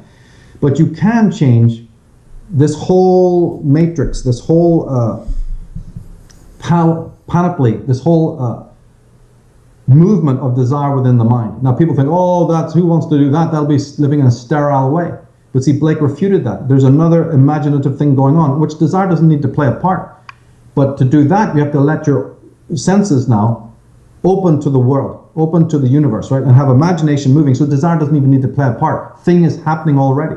Stuff is already happening. The dance is already happening. You know, fool. You gotta bleed for the dancer. Well, what is the dancer? The dancer is the imagination that's already doing something without any controls, without winding it up, without putting the coin in, without cranking it. You know, the brain, the mind is already doing things of unimaginable depth and beauty. And we're shut off from that and then have to have these limited desires that we then call rational, right? But anyway, to cut the story short, once you start working on this mental desire, the logos now can work with you. The order, you become, you're open and receptive to the order of the universe working with you. Because your desires, as we said, need not even be authentic. Your desires might still be an outplaying of what society or the parents want. So the real voice of your true self, i.e. the logos, the thing that brought you into being, the thing that pumps your heart when you're asleep, right? All of that spiritual stuff that brought you here, that meaning, is the logos. It's the order of the universe. You can't get in touch with it by an active effort like the charioteer thinks he can. He can ride out and seek it. No. You can only be receptive enough for it to seek you, because it's the boss. It's the master. You can chase your tail going through all the forests and seeking all the holy grails and saving all the maidens you want. It's not going to help if that grail castle remains hidden from you. You could walk right past it and not see it. So it's a whole different dynamic, which the next card really is more about: receptivity, emptying that vessel, being spontaneous, walking the path less trodden, right? And then what happens is you move into then being guided by that locus. But as I said, that's on the other side of the wall, and it's not for anyone to, especially a personalist, it's certainly not for any of us to then define what that may or may not be. That's a map that can't even be ever charted. It's totally of another world. What we can know is the error of the ways in which we're living. So he says, the fool that persists in his folly becomes wise, right?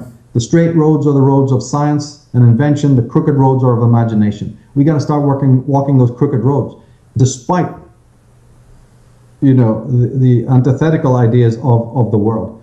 But it starts with this concept of realizing you have instinctual needs and desires, and they're either fulfilled or not fulfilled. And even those, the gap even there sets time in motion. But time really, the real time we're dealing with is now the conscious desires and our forming of those desires, and then the seeking to be it is where time, hard time, inauthentic time, mundane time, vulgar time, ontic time, whatever you want to call it, comes into play. And that is not, that's the servitude time. That's the time of the shackles. That's the time. Remember we said when we used the 2-tree system, there's the moon card, which is the most nebulous, most sorrowful, the card that deals with loss, the card that deals with death, with rites of passage, hidden right behind, the fierce charioteer. My God, how brilliant that is, to show you that behind all of these people charging about, or us when we do it, is this feeling of futility, feeling that the grave is waiting. So I got to hurry it up. Come on, get it done and super. So again, we're not looking at the scenery. We're just looking at the road ahead and missing the real journey of life. There's also the fear of failure that haunts everybody who's a creator. The anticlimax that when you reach the peak experience, you go, I'm bored. Is there anything else I can do? I've achieved what I wanted. Now I'm busy to get on to something else. And so the inability to sit back. And that often brings disaster in so many people's lives. People will in disaster in their life because they simply didn't know when to stop. They simply didn't know when to retire. They simply didn't know when to take a breath because they're too worried about what the other guy's doing, or I got to compete, or I got to show off more, or I just don't want to be sitting twiddling my thumbs. Always avoiding that Neptunian space, which is also about healing and again connecting with that larger force. So this Kabbalah is so brilliant. Right behind one of these most aggressive, self-willed cards, and this card that's so much about pursuing desire in this linear way, is this card of futility and loss and temporality and death and failure. I find it just absolutely incredible when I look at this 2-tree system, how brilliant it is and how it brings things out. is really remarkable. But again, putting the two cards side by side, strength and 7 and 8, and strength and chariot, brings up these two totally different modes of consciousness, which each and every individual embodies, and they fuse them together. I'm not saying just be one or the other. There'll always be a fusion of both. But in the end, when it really comes to the hard, deeper spiritual questions of life, the ones that are really going to matter on this planet, you've got to make that decision. And some of the world choose one, and other choose the other, and they've all got their little excuses as to why, I can't say for somebody which one to choose. It's all about their own fundamental temperament, and it's all about their ultimate sense of rebellion against the lie. If that's only a weak rebellion, well, I'll just fix a few things. I'm kind of okay with the way things are, but I do have a few suggestions. Well, that's not really throwing the prison gates open, is it? And then there's the other person who says, oh, no, it's all a lie. Like William Blake and these people say, it's completely a lie. Burn it and build anew. That's healthy. Well, not everybody's going to buy into that. Not everybody's going to go on that road. And that's why they say, very rare it is for the ones who truly become enlightened in this world, because renovating the lie, decorating the incarceration to make it prettier, that any fool can do. But you're still a prisoner. And that's what this whole prisoner series that Patrick McGowan put together. More work, less play. That's the charioteer. More play, less work. That's its alternative. That's its flip side. So the one politician comes in and goes, get back to work. Enjoy your slavery. Enjoy your chains. People are liable to rebel. So in the series, they just said, he gets up and says, my motto, my party represents more play, less work. And they would cheer. They're still in the village. Exactly. Because they still haven't achieved that balance or that inner understanding of where there has to be a certain way that you apply those principles in your life. And it's interesting too with the Kabbalistic tie-in, when you brought that in, talking about the pillars, the pillar of mercy, and how this again is showing the dual nature of this. Well, the Kabbalah is a bugger, because there's also things that haven't really been worked out, and we're dealing with a very ancient science that has been so contaminated that it still needs to be worked. I don't have a perfect Kabbalistic system. Nobody does, right? Because this is something that's still being dug up, basically, and the kind of Kabbalah that's taught today is just shash. But nevertheless, there's still brilliant things about it, right? And the fact that you find this chariot card at the 7th zone, well, it's numbered 7, so of course it'll be on the 7th zone, but that is on the pillar of mercy. When my descriptions of it have all been basically punitive, aren't they? They're more severe, they're more... So in one way, you'd think that card should be over at the other side. But again, it's all perspective. It does fit where it fits. It's just that one has to bear in mind all of these strange convolutions. And even are the pillars really masculine and feminine? Because each Sephiroth is masculine and feminine. So it's not just one pillar that's masculine, one that's feminine. The one thing that is consistent is that the Sephirah below is feminine and the one above is masculine. This kind of works, that scheme. You see, but then again, somebody could say, yeah, but I could take it from below and do that. So it keeps your mind very open. It keeps your mind very open. But do you see that on the pillar of mercy, where the charioteer is number 7, see, Chokmah would be then male on that tree, on that pillar, because it's the top. The next one would be female, and then the Netzach would be male again. You see, and that doesn't really fit the symbolism. But then if you say that Keter, which is the top, that's male, then it changes and Netzach becomes female. See, so it's very, very hard to decide. A lot of people like me prefer to keep the Keter at the top of the tree neutral, not gender specific. But other people say, no, you can't attribute it to a gender. I don't believe that you can, because then I prefer to have Chokmah as the first masculine, then Bina is the first female on the other side, and then it goes down the tree and seems to work from that point on. But again, there's no system. This is something that is really open and kaleidoscopic. I just find that the 2-tree system, 9 times out of 10, gives us fantastic insights. And we'll see that even when we go to the next card, it's so consistent.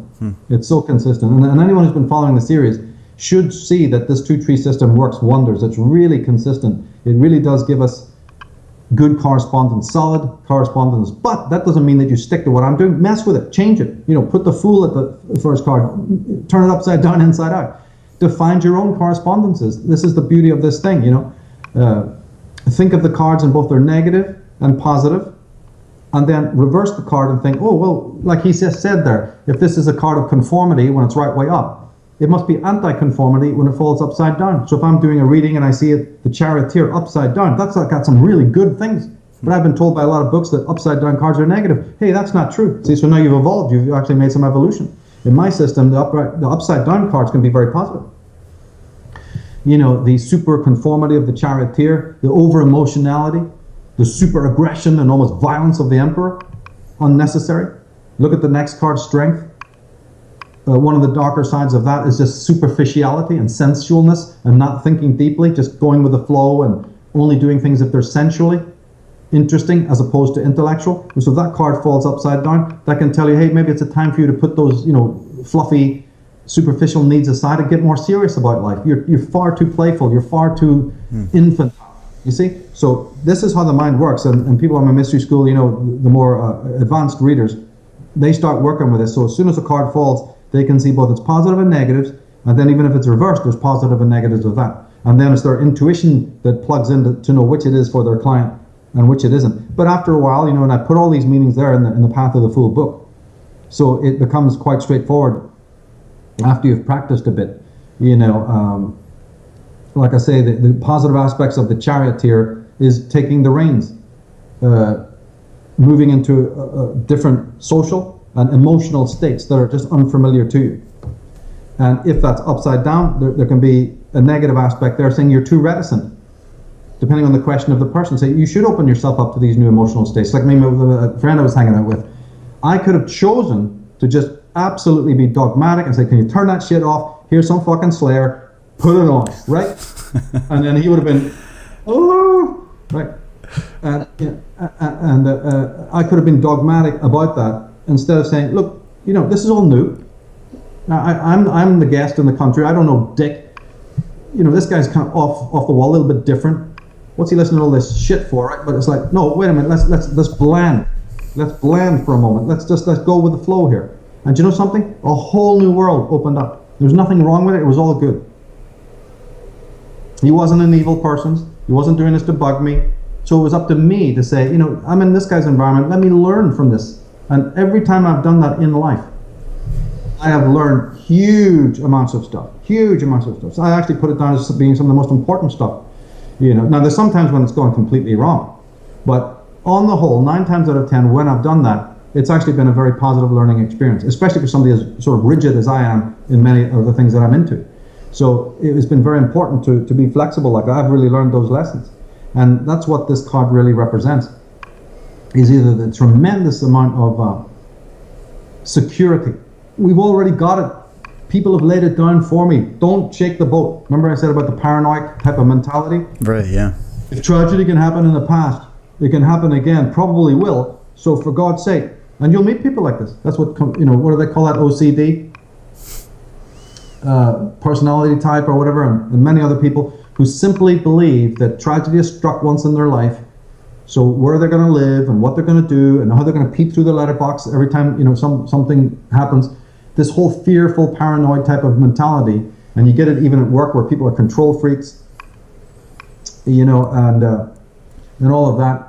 People who never change their diet, people who never change their way of operating in life, they're totally inflexible. And as I said, giving that anecdote about the chiropractor, we all have this resistance even when we don't want it. So I heard my own voice going, relax, what the fuck is this? But there is this resistance there. It's inbuilt. It's part of the superego's job, partly good, but it's also there in ways that can block us opening up to something really, really positive. And so when the Charioteer falls, especially in an important position in the reading, and especially if your intuition is telling you about the client that, they're not in a very good place right now, or, the kids have been birthed and they're now at the door, right? They're 15, 16. Here's this person. They're feeling that their life is over. They've done all these domestic duties and they find themselves in what? That Piscean wilderness that's just peeping out from behind that card. And you've got to reassure them, Forget about the fact that you're 40 something. Forget about that. Well, who taught you to think about your age and put them onto books of people who've already gone through that, who make a laughing stock of that problem? You see, and they go, oh, that book or that video really helped me. Like that movie that came out, Cocoon, where it's all these oldies, these old farts are in some old people's home, and the aliens come down, and they get all involved in the intrigue of the aliens, and it's a really hilarious movie. Or like Grumpy Old Man or something like that. Yeah. Make a laughing stock of this lunatic idea that it's too late.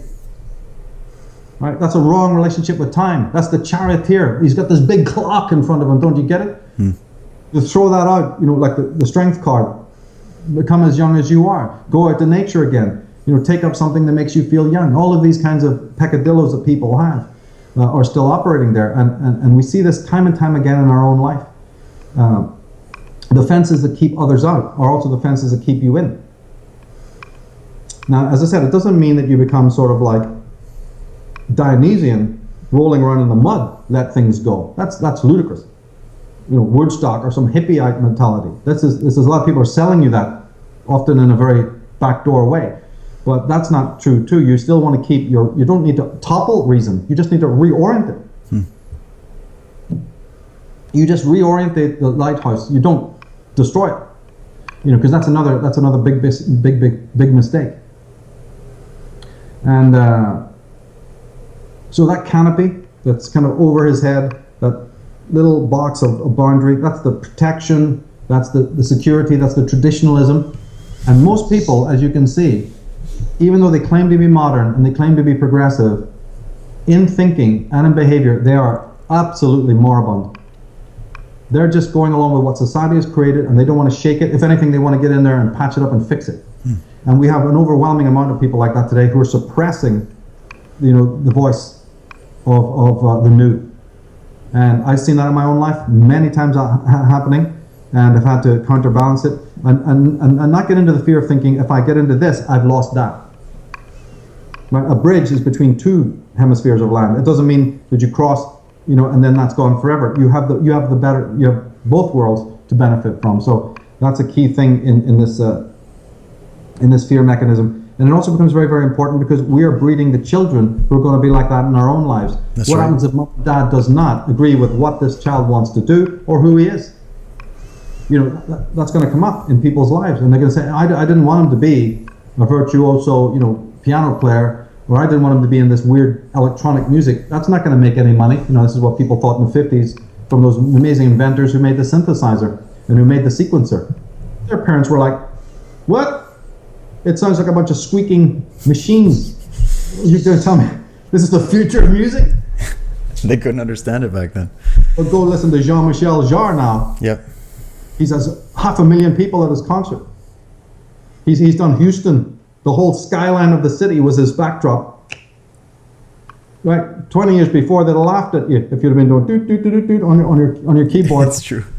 What the hell? Now it's changed the whole pattern of music. So somebody else can do that, hybridize that. All the greatest, whoever thought of putting a 7th string on a guitar, So it's about us allowing the freedom in expression. But we have to have that freedom within ourselves, otherwise we can never bestow it to anyone that's under our control, so to speak. Oh, well said. And that's very, very powerful to me because, or for me, I should say, because, thinking about how to tap into that innate intelligence and bring it out, that creativity that we all have. I've always had it, but also being in Aries, I've also had that battle of wills. I've got that will, that energy to go and do, and the ambition and the drive, but I'm sometimes in that chariot and I'm driving towards the edge of a cliff, you know what I mean? And you just have to learn how to direct that will and direct that flow and direct that innate intelligence so that it's actually going in the right direction, right? And that was another thing that you did bring up, was really, this idea of the will and how to, how we can express it, how we can temper it in a way, focus the will, really. That's really what this is talking about, is how do we focus that will in so that it is in alignment with the imperial self and it is aligned with the journey that you're on, and so that you can really take your chariot in the right direction. Yeah, because remember, the will to power is only one expression of the greater will to meaning. This was brought up by Viktor Frankl, Erich Fromm. people like that, where they said that Nietzsche was hyper-focused on one expression of something that's actually a lot bigger than what he expressed it as. It's still legitimate. There is a will to power.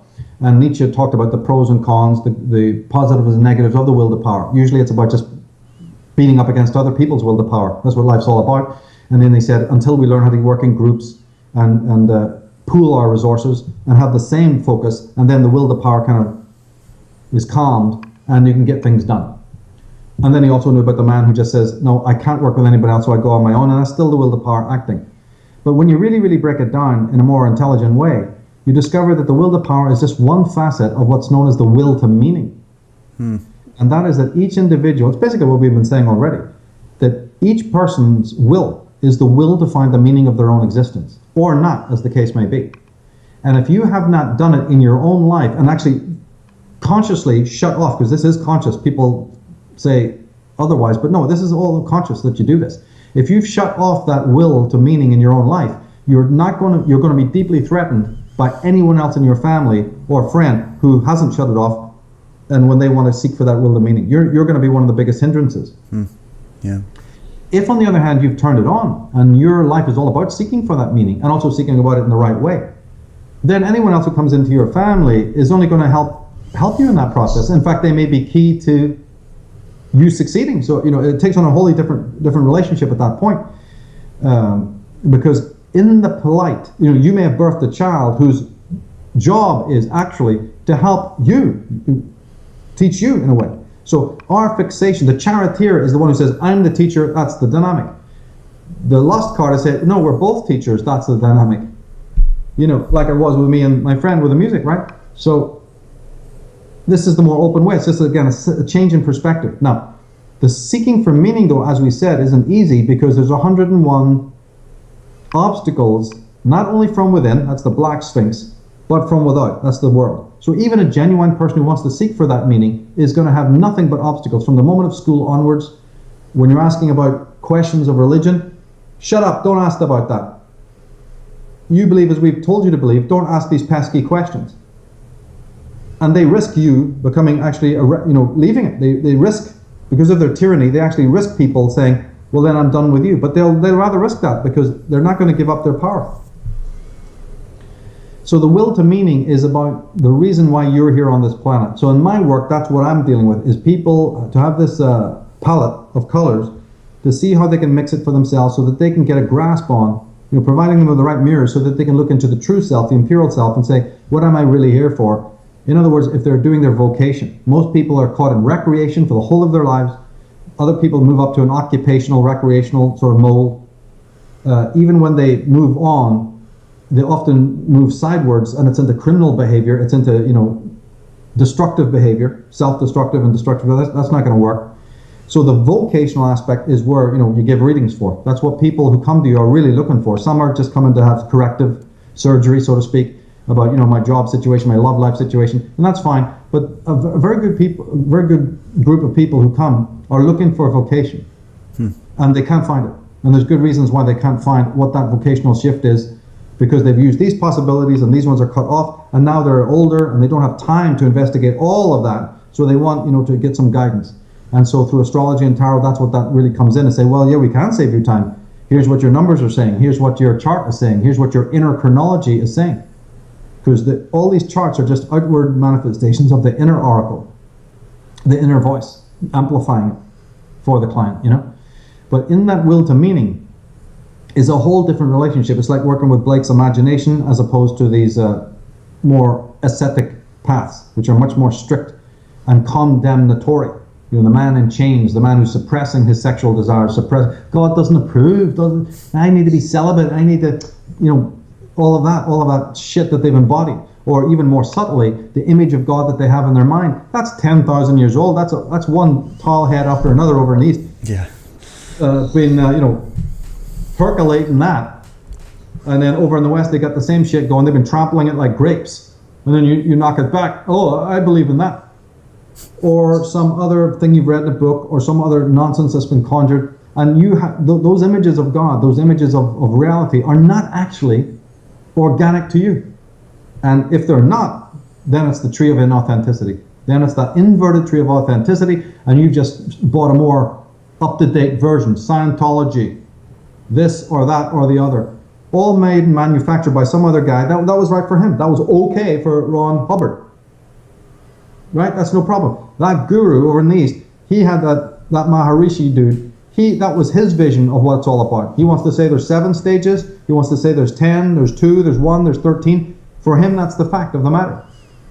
Why is he selling it to you? The real master, the Taoist master, goes, so it is, so shall it be. Whatever you want. You make it in your own image. And he's testing you. He wants to see what you're all about. Are you the conformist who's going, Master, I can't get my head any lower? But those conformists, they want that. They want someone to tell them so they don't have to think for themselves. That's the key. That's why religion has been so successful, and that's why it's been used as a form of mind control for thousands of years, because it's been very effective in getting people away from this path of selfhood and real freedom and authenticity, and guiding them towards more shackles, really. And that's how we've seen how the political sphere and the religious sphere has worked hand in hand together, even though they try to walk, well, they actually are correct then if they're walking around saying, we are your creation, you created us, and we're just doing the job for you. Technically they're right? They are technically right. And that's why the true master, the moment that you say, put your foot on my neck more, he gives you a kick in the balls and sends you rolling off down the hill. Yeah. And you go, what was that all about? That's enlightenment, mate. Right? And here's a few more punches to wake you up. Yeah. So life throws those punches at us. Life then, because isn't it true that so many of these guys, these monstrosities, have been exposed, lining their bank accounts with your money, molesting children, all these other, owning fleets of yachts. So we have to learn that way when we have these people exposed, and then it's torn apart like the communists had when the Berlin Wall fell. Any form of tyranny is on a timer. It's gonna collapse at one point. When a whistleblower comes out and says, I've worked for this false guru, let me tell you all about it. And through the internet, fantastically, we're able to know this. So these are the demagogues being cast to the ground. And that is a tremendously painful experience. But we need that because we gave them our light. We gave them our power. We gave them our innocence. The true teacher, as I said, doesn't teach you anything. He makes you wonder why you need teaching from him. He's going to address the fact that you're in servitude. He may lose you as a pupil at that point because, like you say, they don't want to change. Or he may actually, in a few cases, like 2 out of 10, really get people seriously thinking. Is like, yeah, I see what you're talking about. I've got 2 arms. I've got a brain. What am I doing? So now, see, the whole problem goes back to the youth. All of these things we're talking about mostly are things of acculturation to the lie.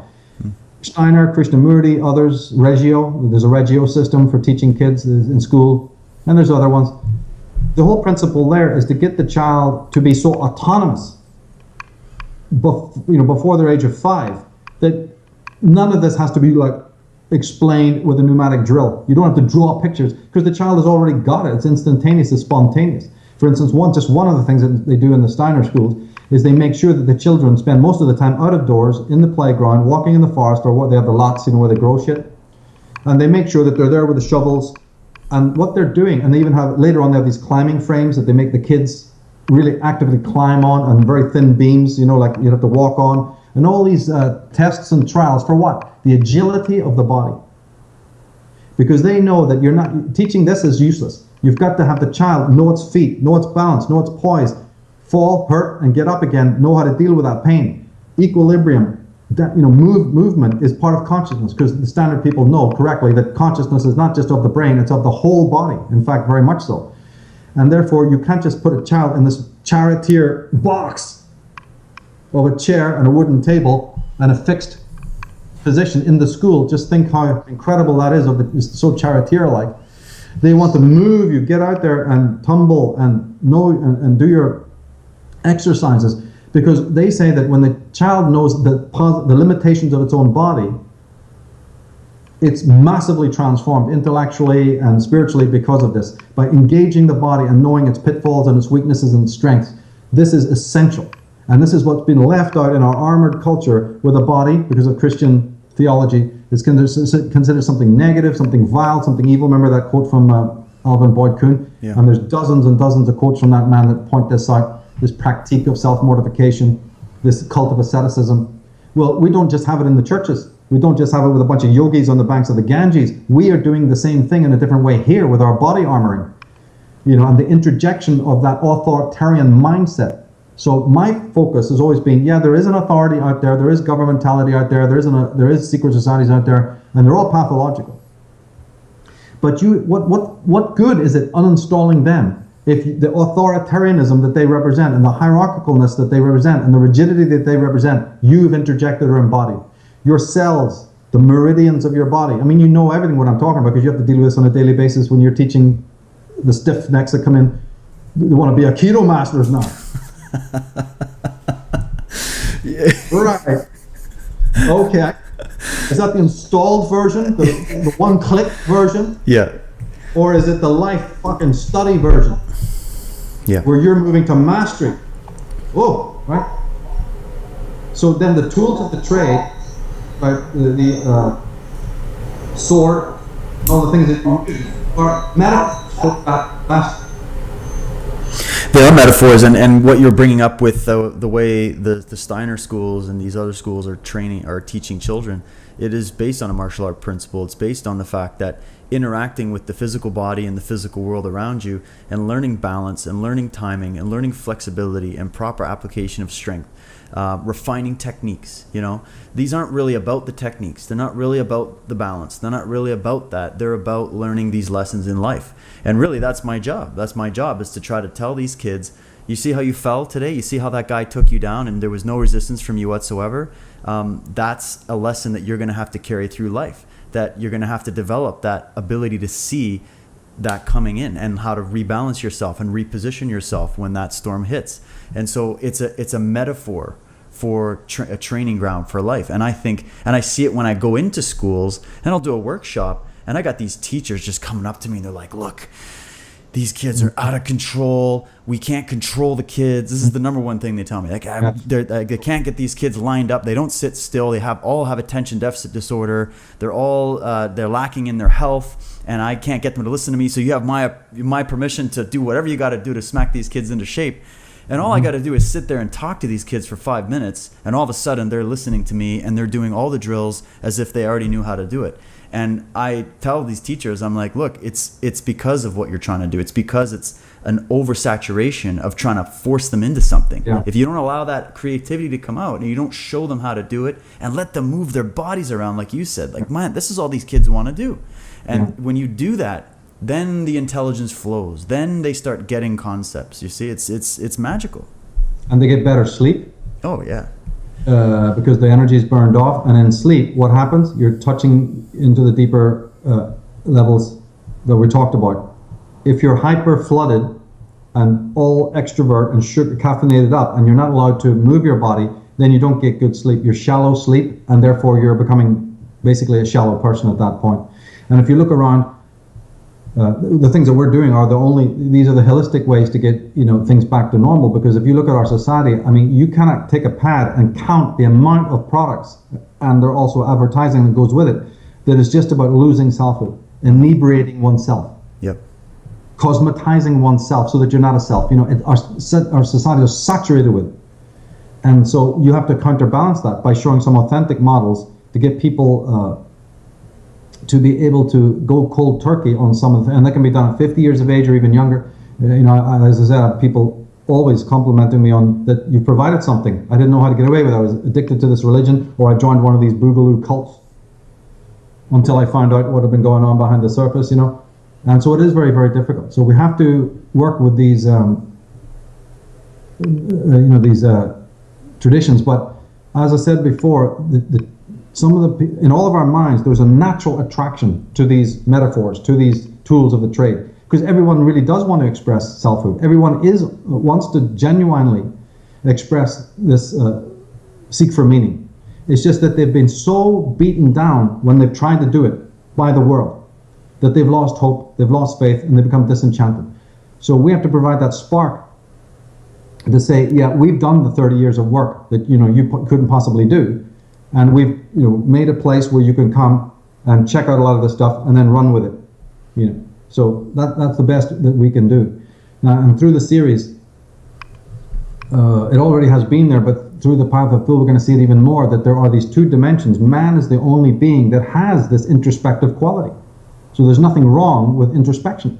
No animal has it. No stone or brick, nothing in the cosmos has it. They have spirit, but it's in an unconscious manifestation. And that's where it needs to be. Man is what is known as philosophically transcendent. That doesn't mean anything spiritual. It just means that man is the being who can think about thought. Man is the being who has an interior cognition and a landscape, as well as being, an inhabitant of the outward land.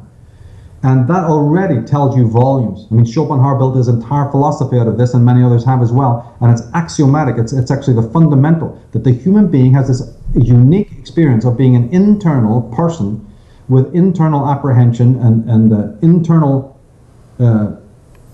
mindscape. And he's also cognizant, aware of this external landscape. Now, what does that tell us? This is where, the rest of the path of the Fool is going to lead in a way. I'm trying to unpack that. And whether or not our internal landscape just becomes a simple mirror of what's out there, or whether we're bringing from the deeper core something that's going to affect the outside. What's happening now is that most people, it's the external landscape, banal as it is, that's affecting the inner landscape. You're becoming as pathological as the world outside, the simulacra. Instead, what the true man does, the man of imagination, he's bringing out from within himself something that's rare and unique, and then bringing it to the world to help shape the world. This is what was key about Hegel's theories. That's what Schelling and so many other philosophers, this is what they were really talking about the power of doing that.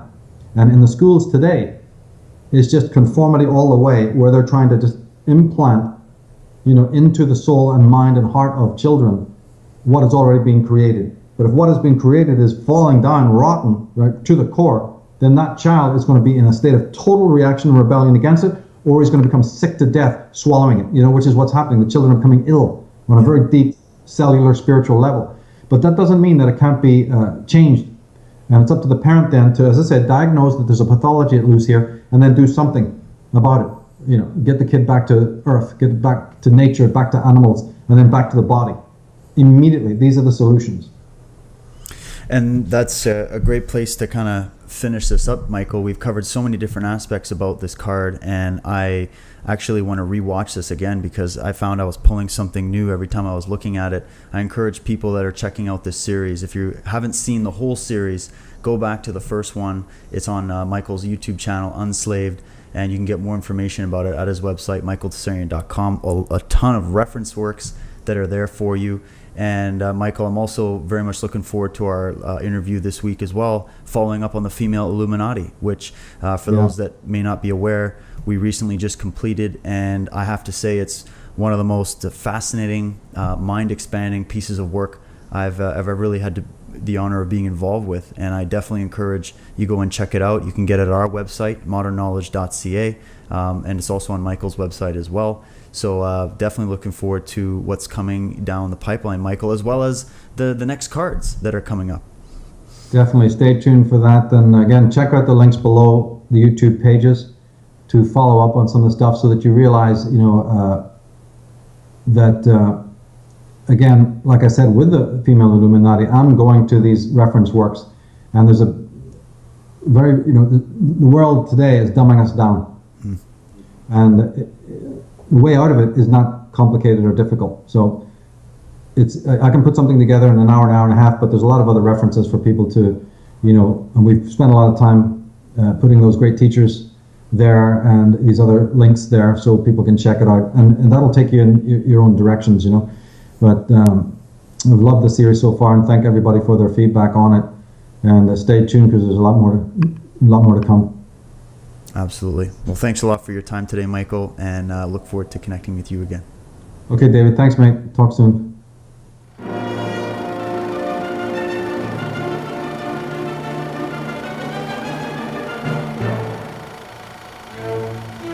I've said it before and I'll say it again, the facts that I'm sharing here are gleaned from an analysis of their own works, ladies and gentlemen, and their artwork, all right? It's all there for the trained eye to see. It's not conjecture or speculation. The etymology and the symbolism lead somewhere. Anyone can follow it, not just insiders. Anyone can follow it.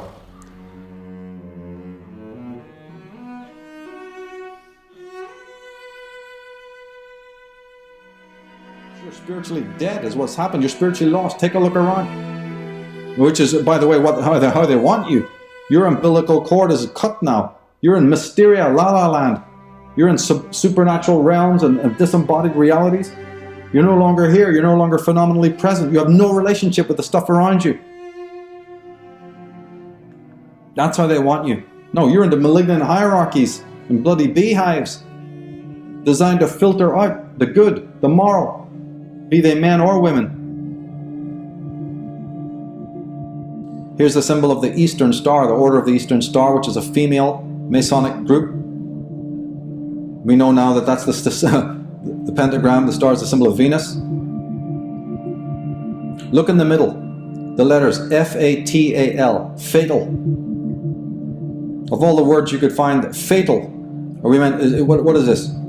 Is it the femme fatale, the femme fatale? And as we said, you just need to go out into the field, Rennes-le-Château, Washington D.C., and other places, and you'll see it right there. It's almost embedded, because as she ages, she loses her virginal status and becomes redundant. So now she can be sacrificed, and is often a willing sacrifice. Her lifetime is curtailed now because she's just a channel, not a person.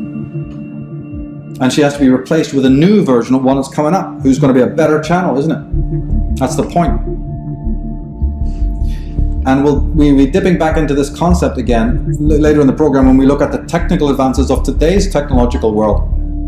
How the same thing is tying in, actually. It's not ancient, as we would think. Her daughter wedded the Duke d'Orléans, one of the most powerful leaders of Freemasonry, Grand Orient Freemasonry. He's co-founder also of the Illuminati. Well, his wife was the daughter of a royal figure, Henrietta Maria of France, an incredibly powerful person. He was co-founder of the Illuminati along with people like Baron von Nige, a member of the Grand Orient Freemasonry, and also Strict Observance, another Illuminati founder. And she, Henrietta, was connected to all the Catholic nobility throughout the world. Just as Duke d'Orléans was a Templar, a Strict Observance, and she's related to the Stuart monarchy. She actually was involved in the fomenting of 3 wars with England. That's how powerful she was. But guess what? Maryland is named after her. It's Henrietta Maria of France. And right beside that, Virginia, Francis Bacon, named that after the psychopathic Queen Elizabeth I. One is Catholic on the surface, the other is Protestant on the surface. What's going on here? Well, behind the lodge door, those things mean nothing. These allegiances, they have allegiances that transcend all of that stuff, those lower level rivalries. In the Maya text, the Popol Vuh, we read something absolutely astounding. I've used this quote many times before, but it's always well worth looking at again. It's harrowing. Let us make him who shall nourish and sustain us. What shall we do to be invoked and remembered in earth? We've tried with our first creatures, but we could not make them venerate us. So then let us try to make obedient, respectful beings who shall nourish and sustain us. The Sumerian creation epic says, I will create a primitive, man shall be his name, and I will create a primitive worker. He will be charged with service to the gods that they might have their ease. I mean, it's intimately connected just from you visiting there and even reading the signposts. You don't even need to open a book. It's just openly admitted. But what does that tell us? This is really very, very, very strong proof of the thesis of this program. Just that one fact. And believe me, that's not the only instance of that kind of geometry in the world. And anyway, what are Templars, who are meant to be Catholics now, doing erecting labyrinths and dealing with pentagrams, aligning Notre Dame Cathedral with Virgo and other constellations? You think it was only done in Washington, D.C.? That's all goddess symbolism, as we've just shown. But on paper, the Templars and the designers of that locale are meant to be Catholics. So what's going on?